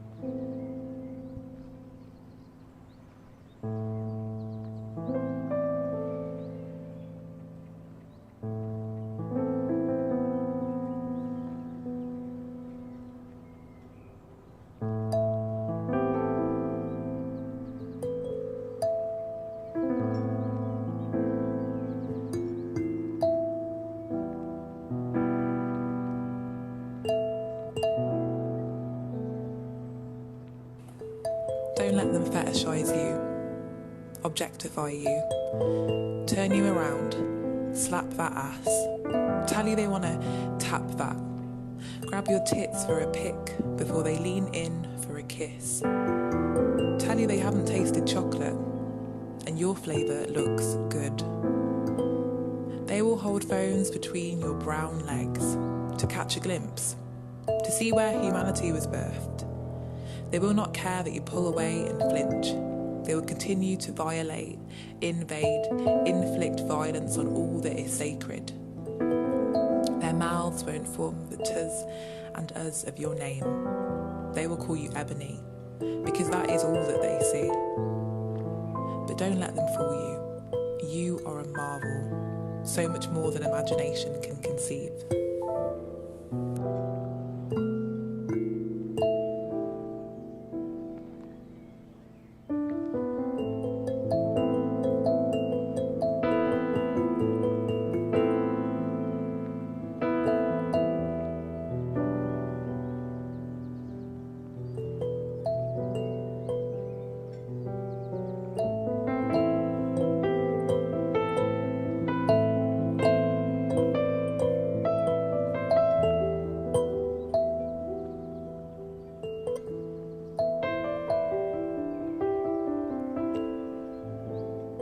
This poem's called #MeToo, #MeNeither by Caroline Burrows at First Cycle.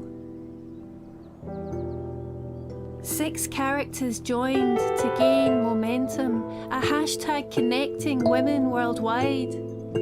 Are you a solution or part of the problem? A male zealot rants, I must pick a side for the cause, pressurizing those unable to like, share, retweet, to add their own name. It's all well and good being stuck with a label, but not if it adds trauma on those not to blame. Pass it on. I watch in awe as Rose blossoms with rage, while moguls pretending to hear close their ears. The spotlight on trouble off screen and off stage has investors' blind eyes peeking out of fear. At zero returns on heroes, their products placed get redeveloped into parts to be played. About the reformed, he's grown, no longer disgraced. And the victims bear witness to this shit parade. Pass it on.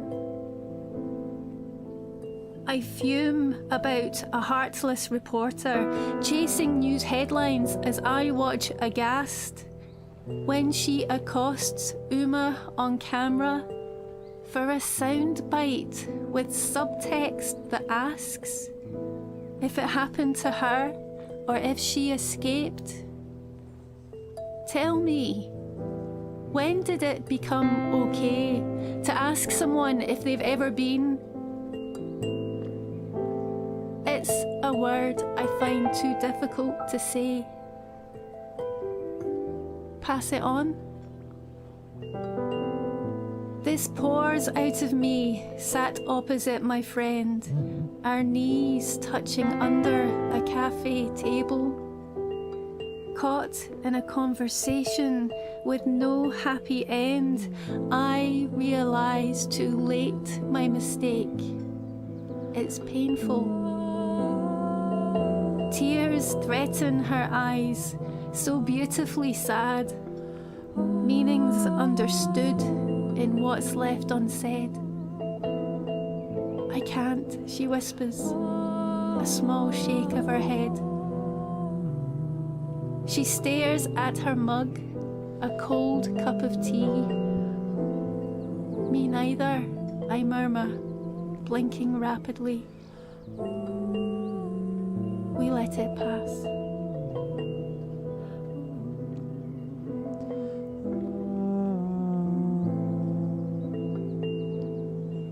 Pass it on. Let it pass. Pass it on.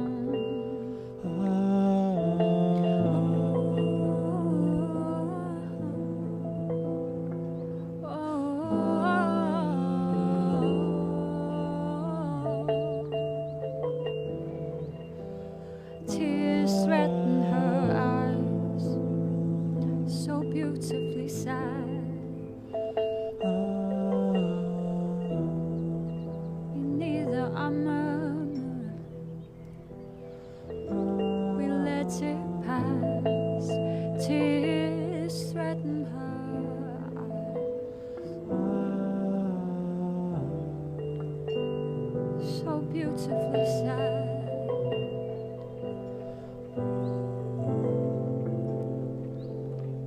We let it pass.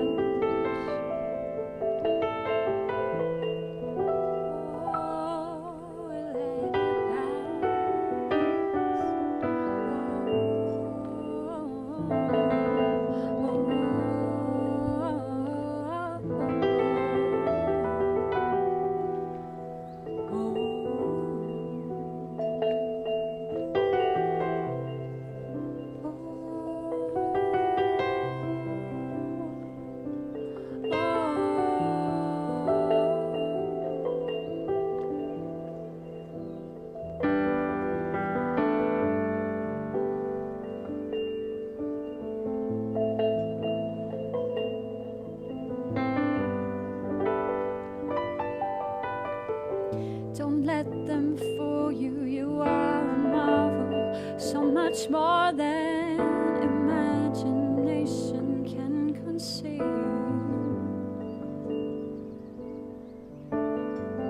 Don't let them fool you, you are a marvel, so much more than imagination can conceive. Let it pass.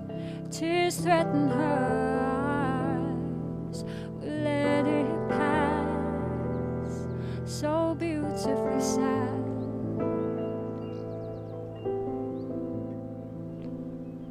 So beautifully sad. We let it pass.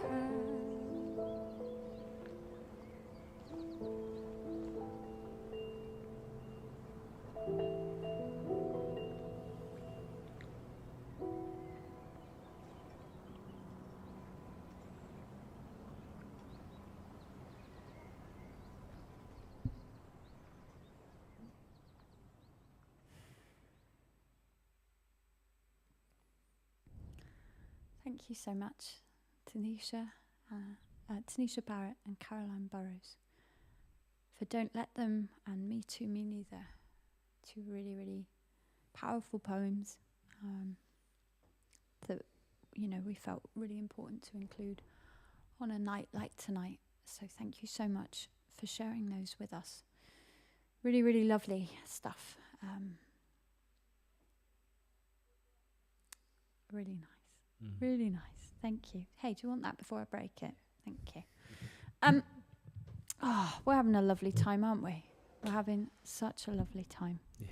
Thank you so much to everybody for sharing your words with us. Some you know, hugely personal. We're really honoured and humbled to be with you all tonight and to be kind of sharing this space with you all and making music with you and collaborating with you all. How wonderful it is. Now look, we've not got long left. We've only got a few left and they're really good ones. And we really want to get to that £300. Look at it. It's tantalisingly close. I mean, I can't see, but... We're still on £208. Or what do you think, guys? What about if go on. What about if you all just put £1 in? That'd be nice, wouldn't it? Well, you know what? It's an amazing total either way. Yeah. But let's, just in case anybody wasn't here at the start, because I know it's a long night and people come and go. So how about let's just recap what Womankind are all about, and maybe we'll play the video again. Yeah. And then maybe that will spur you on to donate if you haven't done so already. So Womankind are Bristol Women's Therapy Centre, and they're a centre run by women for women.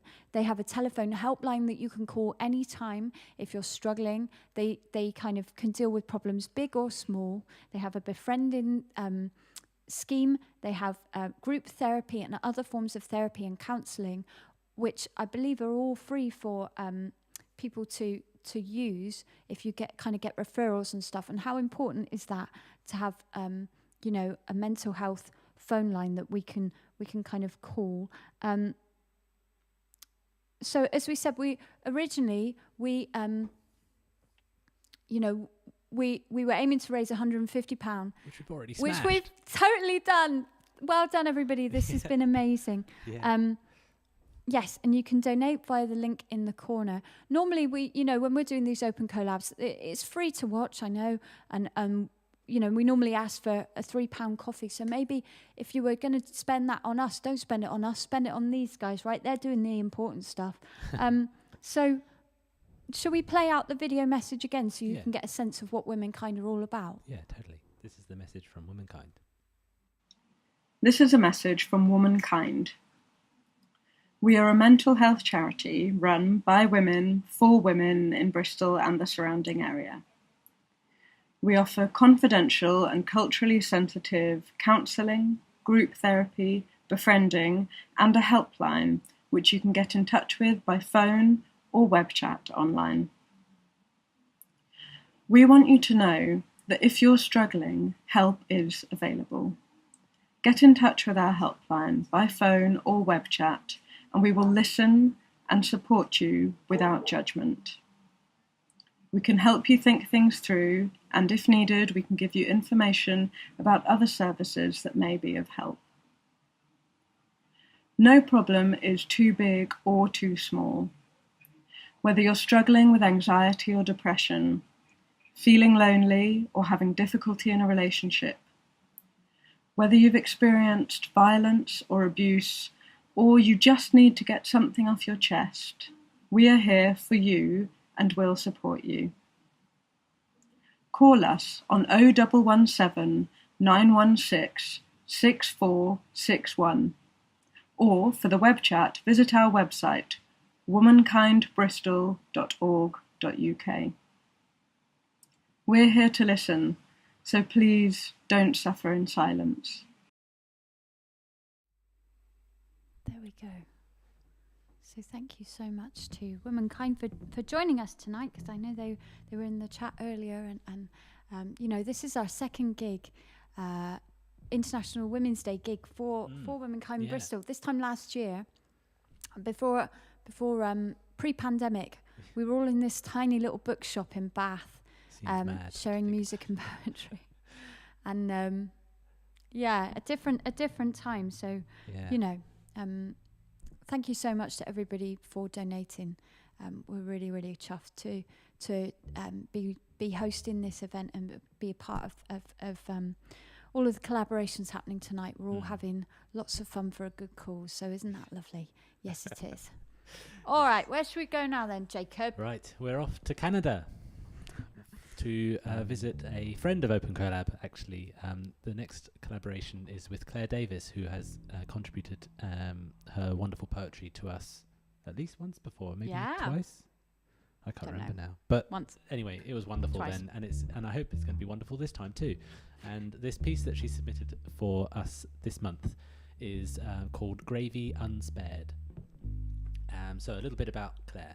Claire Davis is a poet and artist from Vancouver, Canada. Her work attempts to capture moments of relationship with ourselves and others, to reveal small truths about the ways we turn both toward and away from connection. She is an educator, advocate, and performer who feels fortunate to have extraordinary women in her life who seed community and creativity.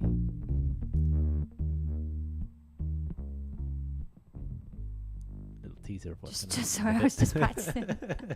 And she's going to tell us about the piece Gravy Unspared with her own voice, but even just the way that she introduced it was so great. So we're going to start the music now and then let her talk over that. So let's make this even more international and get a recording from a Swiss lakeside, as well as from Bristol Harbourside, just nearby, and then Claire from Vancouver, and I'll put her title up there as well. Right. Are we ready? Yeah.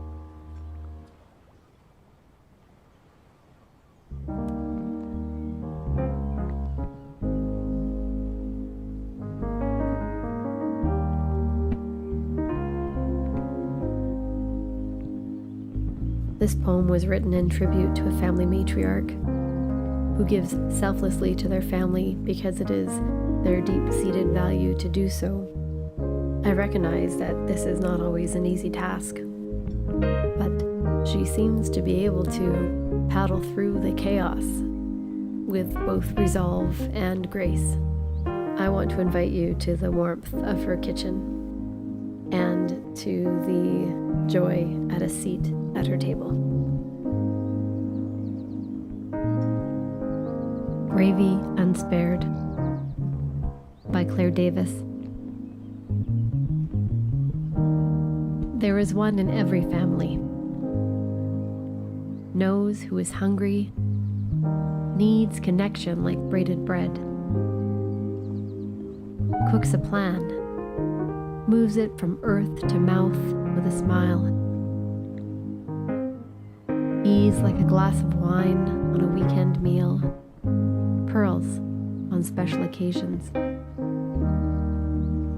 While holding a book, presence of mind, her tongue. I envy her strength, her disregard for caution in loving. A dollop of resolve in a canoe strapped to the roof, though the weather looked poor and no one wanted to paddle. I see she is hungry. Wraps sandwiches in wax paper like presents with an extra fold instead of tape. She is well acquainted with the butcher, the baker, lean cuts and lists on paper. Yes, brown paper packages tied with string, schnitzel, noodles, as soon as saucisse de sanglière en cassoulet, as strudel. She reduces, intensifies, provides escape. We grow fat, indifferent to the canoe, or the lap of the lake, or the skim of the ladle breaking surface. They say hunger makes a fine sauce. I see she is hungry. The day is fine. The water's still. Her paddle at the ready.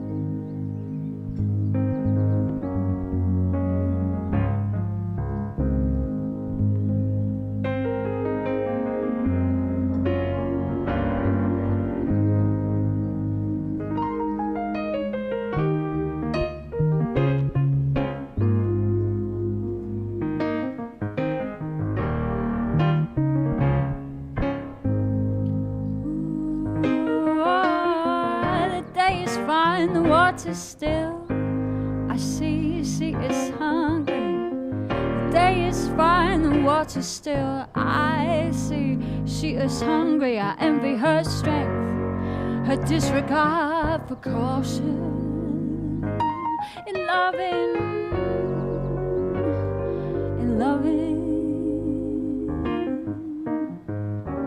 needs connection like braided bread. Cooks a plan. Oh, the day is fine, the water's still. I see she is hungry. The day is fine, the water's still. I see. I envy her strength, her disregard for caution in loving. Her disregard for caution and loving us and loving you. Needs connection like braided bread. Needs connection like braided bread. Yeah.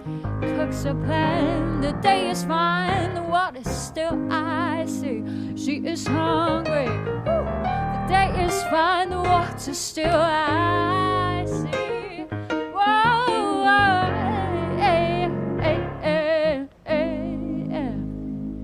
There is one in every family who knows knows who is hungry? Hey, there is one in every family. Who knows who is hungry? There is one in every family. Who knows who is hungry? The day is fine, the water's still.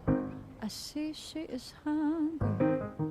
The day is fine, the water's still. I see. Day is fine, water's still. I see. I envy her strength, her disregard for caution, and loving you and loving me and loving us. I see she is hungry. Day is fine, water still. Needs connection like bready bread. I see she is hungry.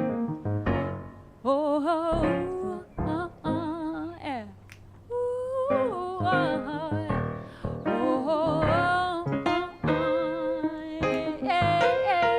Yeah. There is one in every family who knows who is hungry. There is one in every family who knows who is hungry. Woo. The day is fine, the water's still. I see she is hungry. The day is fine, the water's still. Woo.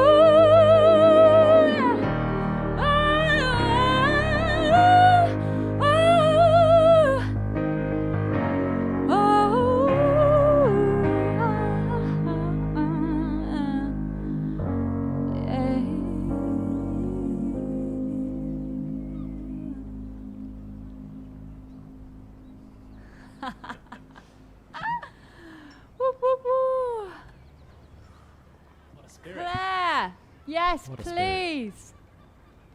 That was beautiful. Thank you so much.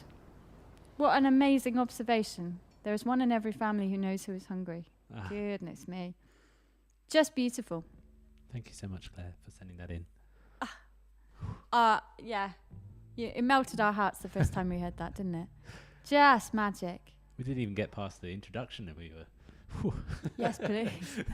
I think, what's been so amazing is the absolute variety of poems we've had tonight, and all of the different experiences of womanhood that we've kind of covered has just been amazing, and it's all thanks to you guys. So thank you so much for sending in all of your amazing poetry.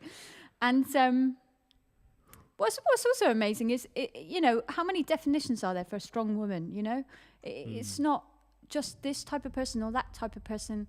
It's there is obviously strength everywhere, obviously, and the different ways that everybody has expressed that tonight has been magical. So thank you so much for sending that in, Claire.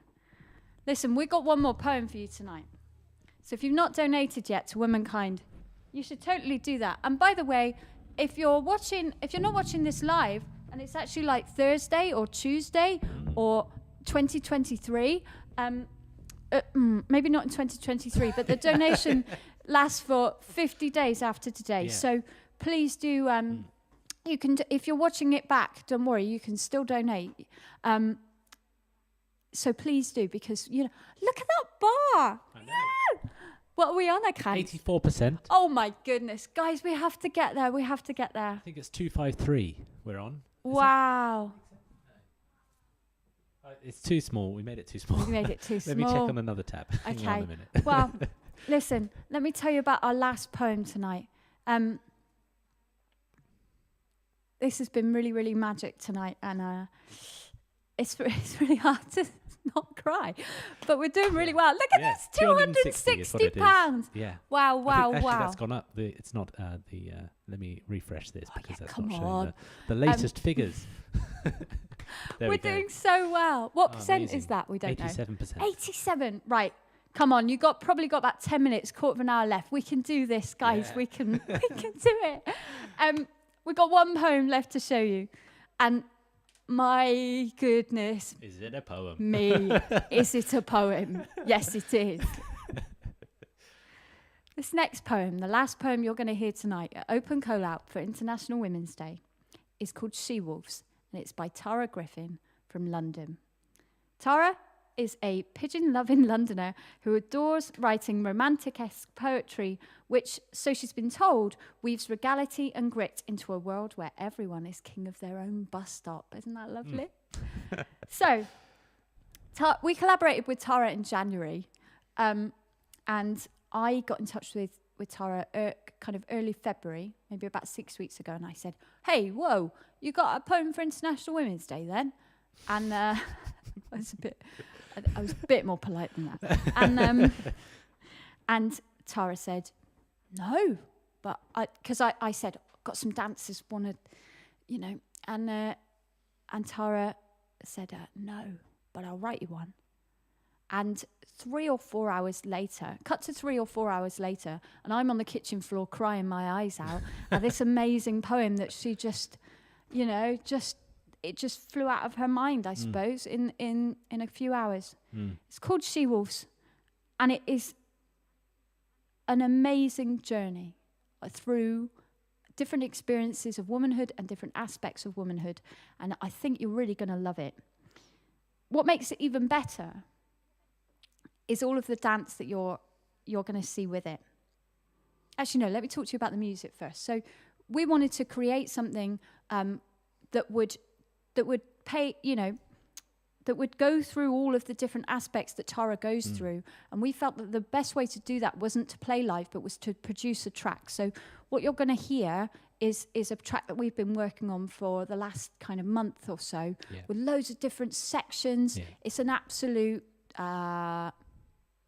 journey. It's an absolute journey. And what you're going to see is Tara, and you're also going to see some incredible dance and circus from all over the world, from literally all of our mates, friends of Open Collab. Yeah. Shall I talk them through it, or shall you? I shall. You shall. I shall. Yes. Yeah, so we just sort of reached out to everybody that we know, and people who know people who dance. And we asked them all to basically, you know, if they wouldn't mind, take this piece that, you know, that we'd created around Tara's incredible poem and improvise or create some dance and movement around it. So yeah, we've got several collaborations from our home city of Bristol, which includes some flame hoop and some hoop from Jade Morris, which was videoed by our good friend Simon Abel. So thanks very much to Simon for filming that. And then also some more dance from my drum teacher, Frau Dante, who is also, she does all sorts of different sort of acrobatics and circus and movement and dance and yoga and all sorts of stuff. And then we've got a friend of Open Collab, Ratna Dakini from Mexico, who has submitted her poetry in the past, but this time we've seen that she does lots of movement and dance, so we got her involved in this as well. And that was filmed by her friend Cesar Lopez, and she also is wearing an incredible pink dress that was lended to her by her friend Alejandra, who is a fashion designer and creator, also based in Mexico. And finally, our good friend as well, Malena Grilli, who was dancing from Argentina. We know her from Bristol, but she was visiting her family, I think, and when we asked her, so, you know, the power of the internet, power of WhatsApp. Wow. Here we are with the power of WhatsApp. with a video of her dancing to this piece. And all of the social medias and online presences of all of those people you can find in the chat, I think. Yes, Nikki's just putting some of the things into the chat and also in the description. And so go check them out because they're all really awesome. And thank you so much for giving your time and your amazing abilities at movement and dance and videography and fashion to collaborate together on this track that we're magic. We're a little bit proud of it. We're really proud of it. Proud of our part in it, and proud of everybody around it for collaborating on it. It's a lot of people come together for this finale of Open Collab for tonight. So let's do it, shall we? Yeah. Well, before we do, I'm just gonna refresh the bar to see if it has gone up any further, because it's been going up so much already. Is that 89? 88% now. 88. Come on, guys, we So can what's do that now? this. That's at a- Here is our last attempt to get you guys to reach £300. This is She Wolves by Tara Griffin with dance from Jade, Ratner, Fra and Milena. And music from us, Charlie and Jake. And we are going to be dancing. I'm getting up, I'm having a dance. You won't be able to see us, but we hope that you are too, dancing as well. And Let's go. Show them Are we the ready? thing. Yeah, come on, let's show them the thing. okay, here we go.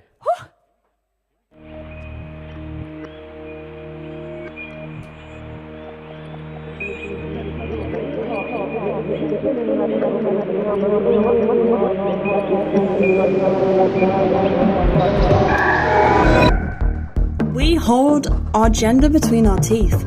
We pick ourselves up like kittens, for we are vulnerable and vicious. And we have transformed your shackle into a spectacle, a marvel of love and warmth and hilarity. Because yes, us women are funny, but you know what else we are? We are pithy, powerful. Don't forget that there's a reason that her rhymes with power and devour and glower. For you will learn once you encounter us that to be a woman is in the choosing, is in the claiming and naming of our power, in mixing a palette of talent and challenge, in how we can choose softness and flowers without forgetting all that life has already taught us. How we're imposters, original sinners, heavy we are guilt-laden.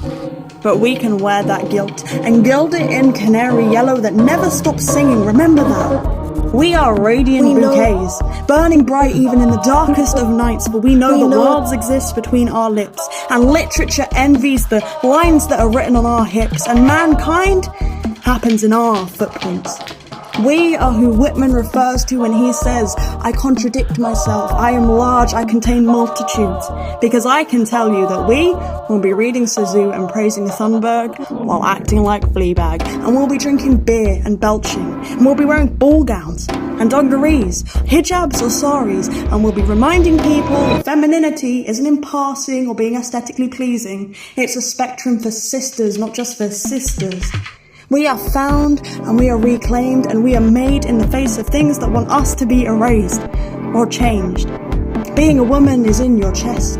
It's a gem that lives behind the ribcage. It's a power from an unseen well that says, no, I won't be changed. Instead, I will make change because it is us. The wild women, the witch women, the sweet women, the Viking warrior women, the swearing women, the femme women, the full fat hot-blooded women, the women with snakes growing from their heads, the ones dropping the children at the gate for 8:10. It's the lovers, the mothers, the maidens, the crones, and the ones who to all of the above say no, that will bring in, sing in a golden age. For you see, women don't just complain about the problems we see. We aren't ever afraid to roll up our sleeves, because you see, not all women bleed, but all women knows the toil that it takes to claim womanhood. And these feet are ready to dance to the beats of your couldn'ts and shouldn'ts, and rewrite that we are personal and passionate and savage and sexual, and above all we are soulful.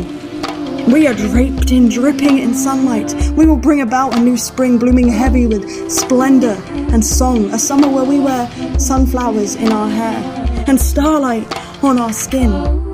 And it's the women who write about the hills that we climb like Amanda Gorman, or fight like Malala, dedicated to education, who will take us in new directions. And never forget that we are made of poetry and victory. We are icons of liberty, and we are the very definition of golden.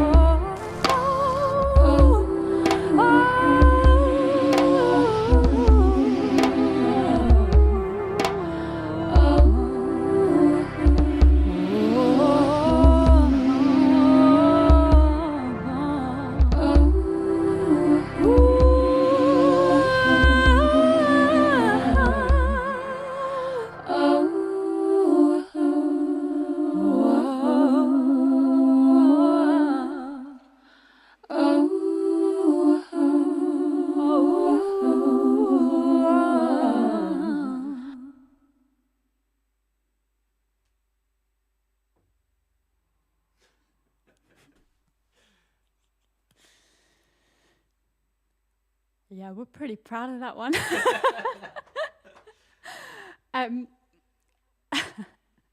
Ooh, were our mics on? Could they all hear me sobbing through that? I'm so sorry.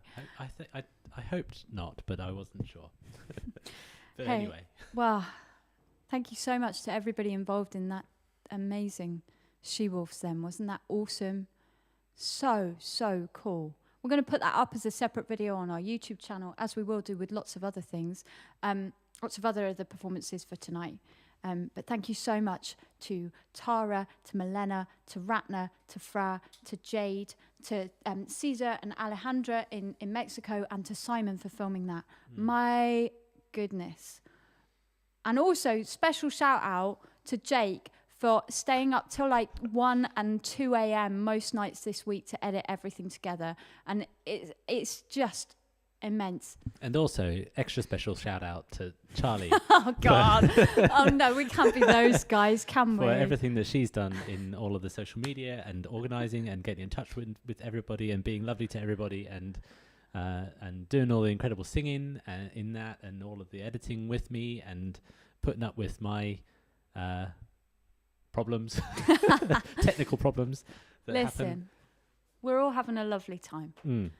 Thank you so much to everybody for joining us tonight for Open Collab for International Women's Day. What an evening we have all had. Yeah. If we haven't made it clear, this is really fun. Really fun. And it is an absolute joy to make music to all of your words and to see things like the comments where I think Caroline said the Me Too, Me Neither poem. She's always kind of struggled to perform that live because it's a really emotional poem, and for her to feel like this is a safe space where she can record something in her own time and then send it to us and we'll make music to it. It's really, really special. So thank you everybody for being part of tonight. We nearly got there, you know. We took a massive risk by doubling the amount of money we wanted to raise for that amazing charity, Womankind Bristol, and we're on, I think, 92%. We can get there, guys. Thank you. As Charlie said, you know, if you're watching this tomorrow or today, but in the future that isn't today, but it's not too late. You can help support us and contribute to the incredible things that Womankind does, and it'll be really awesome to hit that target that we arbitrarily doubled. And it's 92% now. Yeah. Wow. Brilliant. Amazing. Wow. Thank you everyone who has donated already. That means a lot to us. Means a lot. I'm sure it will mean a lot to Womankind as well. So. Yeah. So let's tell you about what else is going to happen then. Because, this isn't a one-off show. Oh no, we do this every month. Yeah, it's great, crazy. Well, first of all, must tell you, tomorrow morning at 11 a.m. UK time, we do a show called Sunday Brunch Behind the Scenes, where we kind of sit down here again and we talk through the whole show, and we kind of talk through how we did every kind of part of it and answer questions like, what instrument was I playing, or what instrument were you playing, or how does it all work? And we show you around and we show you around the studio, and we have a lovely chat for half an hour to an hour. Tomorrow morning at 11 a.m. That's normally for our Patreons over at patreon.com/opencollab, which is like our kind of VIP club for people that want to support the project, because we give our time to this and we pour our hearts into this project. So feel free to join us over there. But if you've got any spare money, don't do that today. Do that. Do this. So that's behind the sscenes. You want to talk about next month? Yeah, next month, April, is amazingly. I don't know how it's all come around so quickly. We're going to be celebrating 1 whole year of Open Collab. Open Collab, if you haven't heard it already before, started because of lockdown. And many musicians, every musician basically, all of the gigs got cancelled, and we tried to sort of get on board with the live streaming as soon as possible. And we actually had another album coming out at the same time, so we sort of turned that into an online event, and then said, hey, why not just open it up to everybody? And then Open Collab was born. And so now we will be celebrating 1 whole year of Open Collab and everything that's gone on in the last 12 months with the hundreds of, tens and tens and tens and tens of collaborations and all the incredible poetry from all over the world, loads and loads of different countries.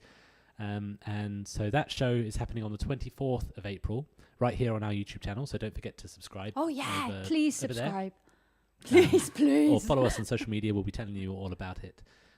And we'll also do a extra special sort of acoustic show where we will be doing that just to Instagram Live, and we'll just have a piano and our voices and maybe a U-bass and just some poetry submitted that we felt sort of had a nice acoustic vibe, and we'll be doing that on the 10th of April at 7 p.m. UK time, and the show on the 24th is also at 7 p.m. UK time.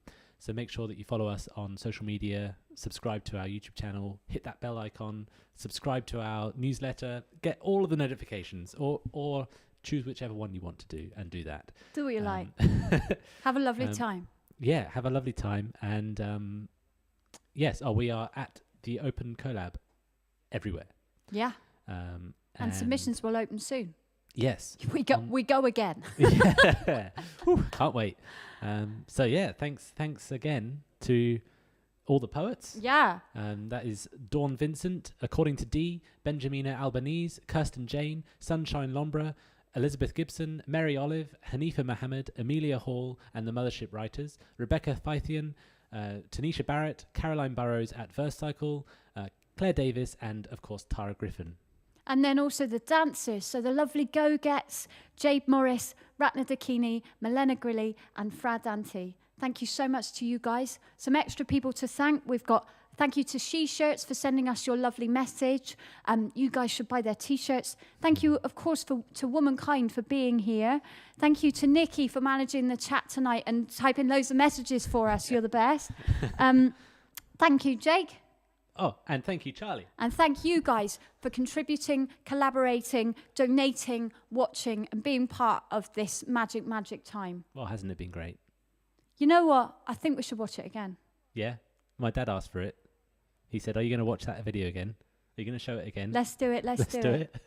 Good So, night, everybody. You've got one more chance to go and donate to the wonderful things that Womankind are doing. And you've heard the message before. And I'm just going to refresh because we might have already hit it. Who knows? It's not like right up to date. So refresh and 100%. Oh, well, then stop donating. That's fine. No, keep on going. Keep going. Oh, amazing. We doubled our target, Charlie. Thank you so much, everybody. Let's go and have a disco, for goodness sake. I what the actual number is because it says 100, but it's very small. Wow. Oh, exactly 100 right now. Well done, everybody. Amazing. You're all brilliant. Wow. Let's have a dance. Yeah, thanks for supporting Womankind. Thanks for supporting us by just being here. Yeah.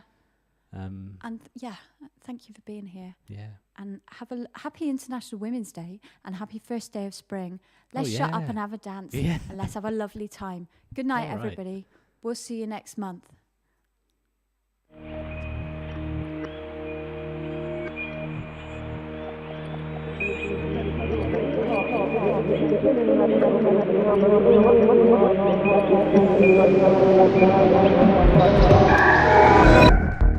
We hold our gender between our teeth. We pick ourselves up like kittens, for we are vulnerable and vicious. And we have transformed your shackle into a spectacle, a marvel of love and warmth and hilarity. Because yes, us women are funny, but you know what else we are? We are pithy, powerful. Don't forget that there's a reason that her rhymes with power and devour and glower. For you will learn once you encounter us that to be a woman is in the choosing. It is in the claiming and naming of our power, in mixing a palette of talent and challenge, in how we can choose softness and flowers, without forgetting all that life has already taught us. How we're imposters, original sinners, heavy we are guilt-laden. But we can wear that guilt and gild it in canary yellow that never stops singing. Remember that. We are radiant bouquets, burning bright even in the darkest of nights, for we know that worlds exist between our lips, and literature envies the lines that are written on our hips, and mankind happens in our footprints. We are who Whitman refers to when he says, I contradict myself, I am large, I contain multitudes. Because I can tell you that we will be reading Sisu and praising Thunberg while acting like Fleabag. And we'll be drinking beer and belching. And we'll be wearing ball gowns and dungarees, hijabs or saris. And we'll be reminding people that femininity isn't in passing or being aesthetically pleasing. It's a spectrum for sisters, not just for sisters. We are found and we are reclaimed and we are made in the face of things that want us to be erased or changed. Being a woman is in your chest. It's a gem that lives behind the ribcage. It's a power from an unseen well that says, no, I won't be changed. Instead, I will make change because it is us. The wild women, the witch women, the sweet women, the Viking warrior women, the swearing women, the femme women, the full, fat, hot-blooded women, the women with snakes growing from their heads, the ones dropping the children at the gate for 8:10. It's the lovers, the mothers, the maidens, the crones, and the ones who to all of the above say no, that will bring in, sing in a golden age. For you see, women don't just complain about the problems we see. We aren't ever afraid to roll up our sleeves, because you see, not all women bleed, but all women knows the toil that it takes to claim womanhood. And these feet are ready to dance to the beats of your couldn'ts and shouldn'ts and rewrite that we are personal and passionate and savage and sexual, and above all we are soulful. We are draped in, dripping in sunlight. We will bring about a new spring blooming heavy with splendor and song, a summer where we wear sunflowers in our hair and starlight on our skin. And it's the women who write about the hills that we climb like Amanda Gorman or fight like Malala, dedicated to education, who will take us in new directions. And never forget that we are made of poetry and victory. We are icons of liberty, and we are the very definition of golden.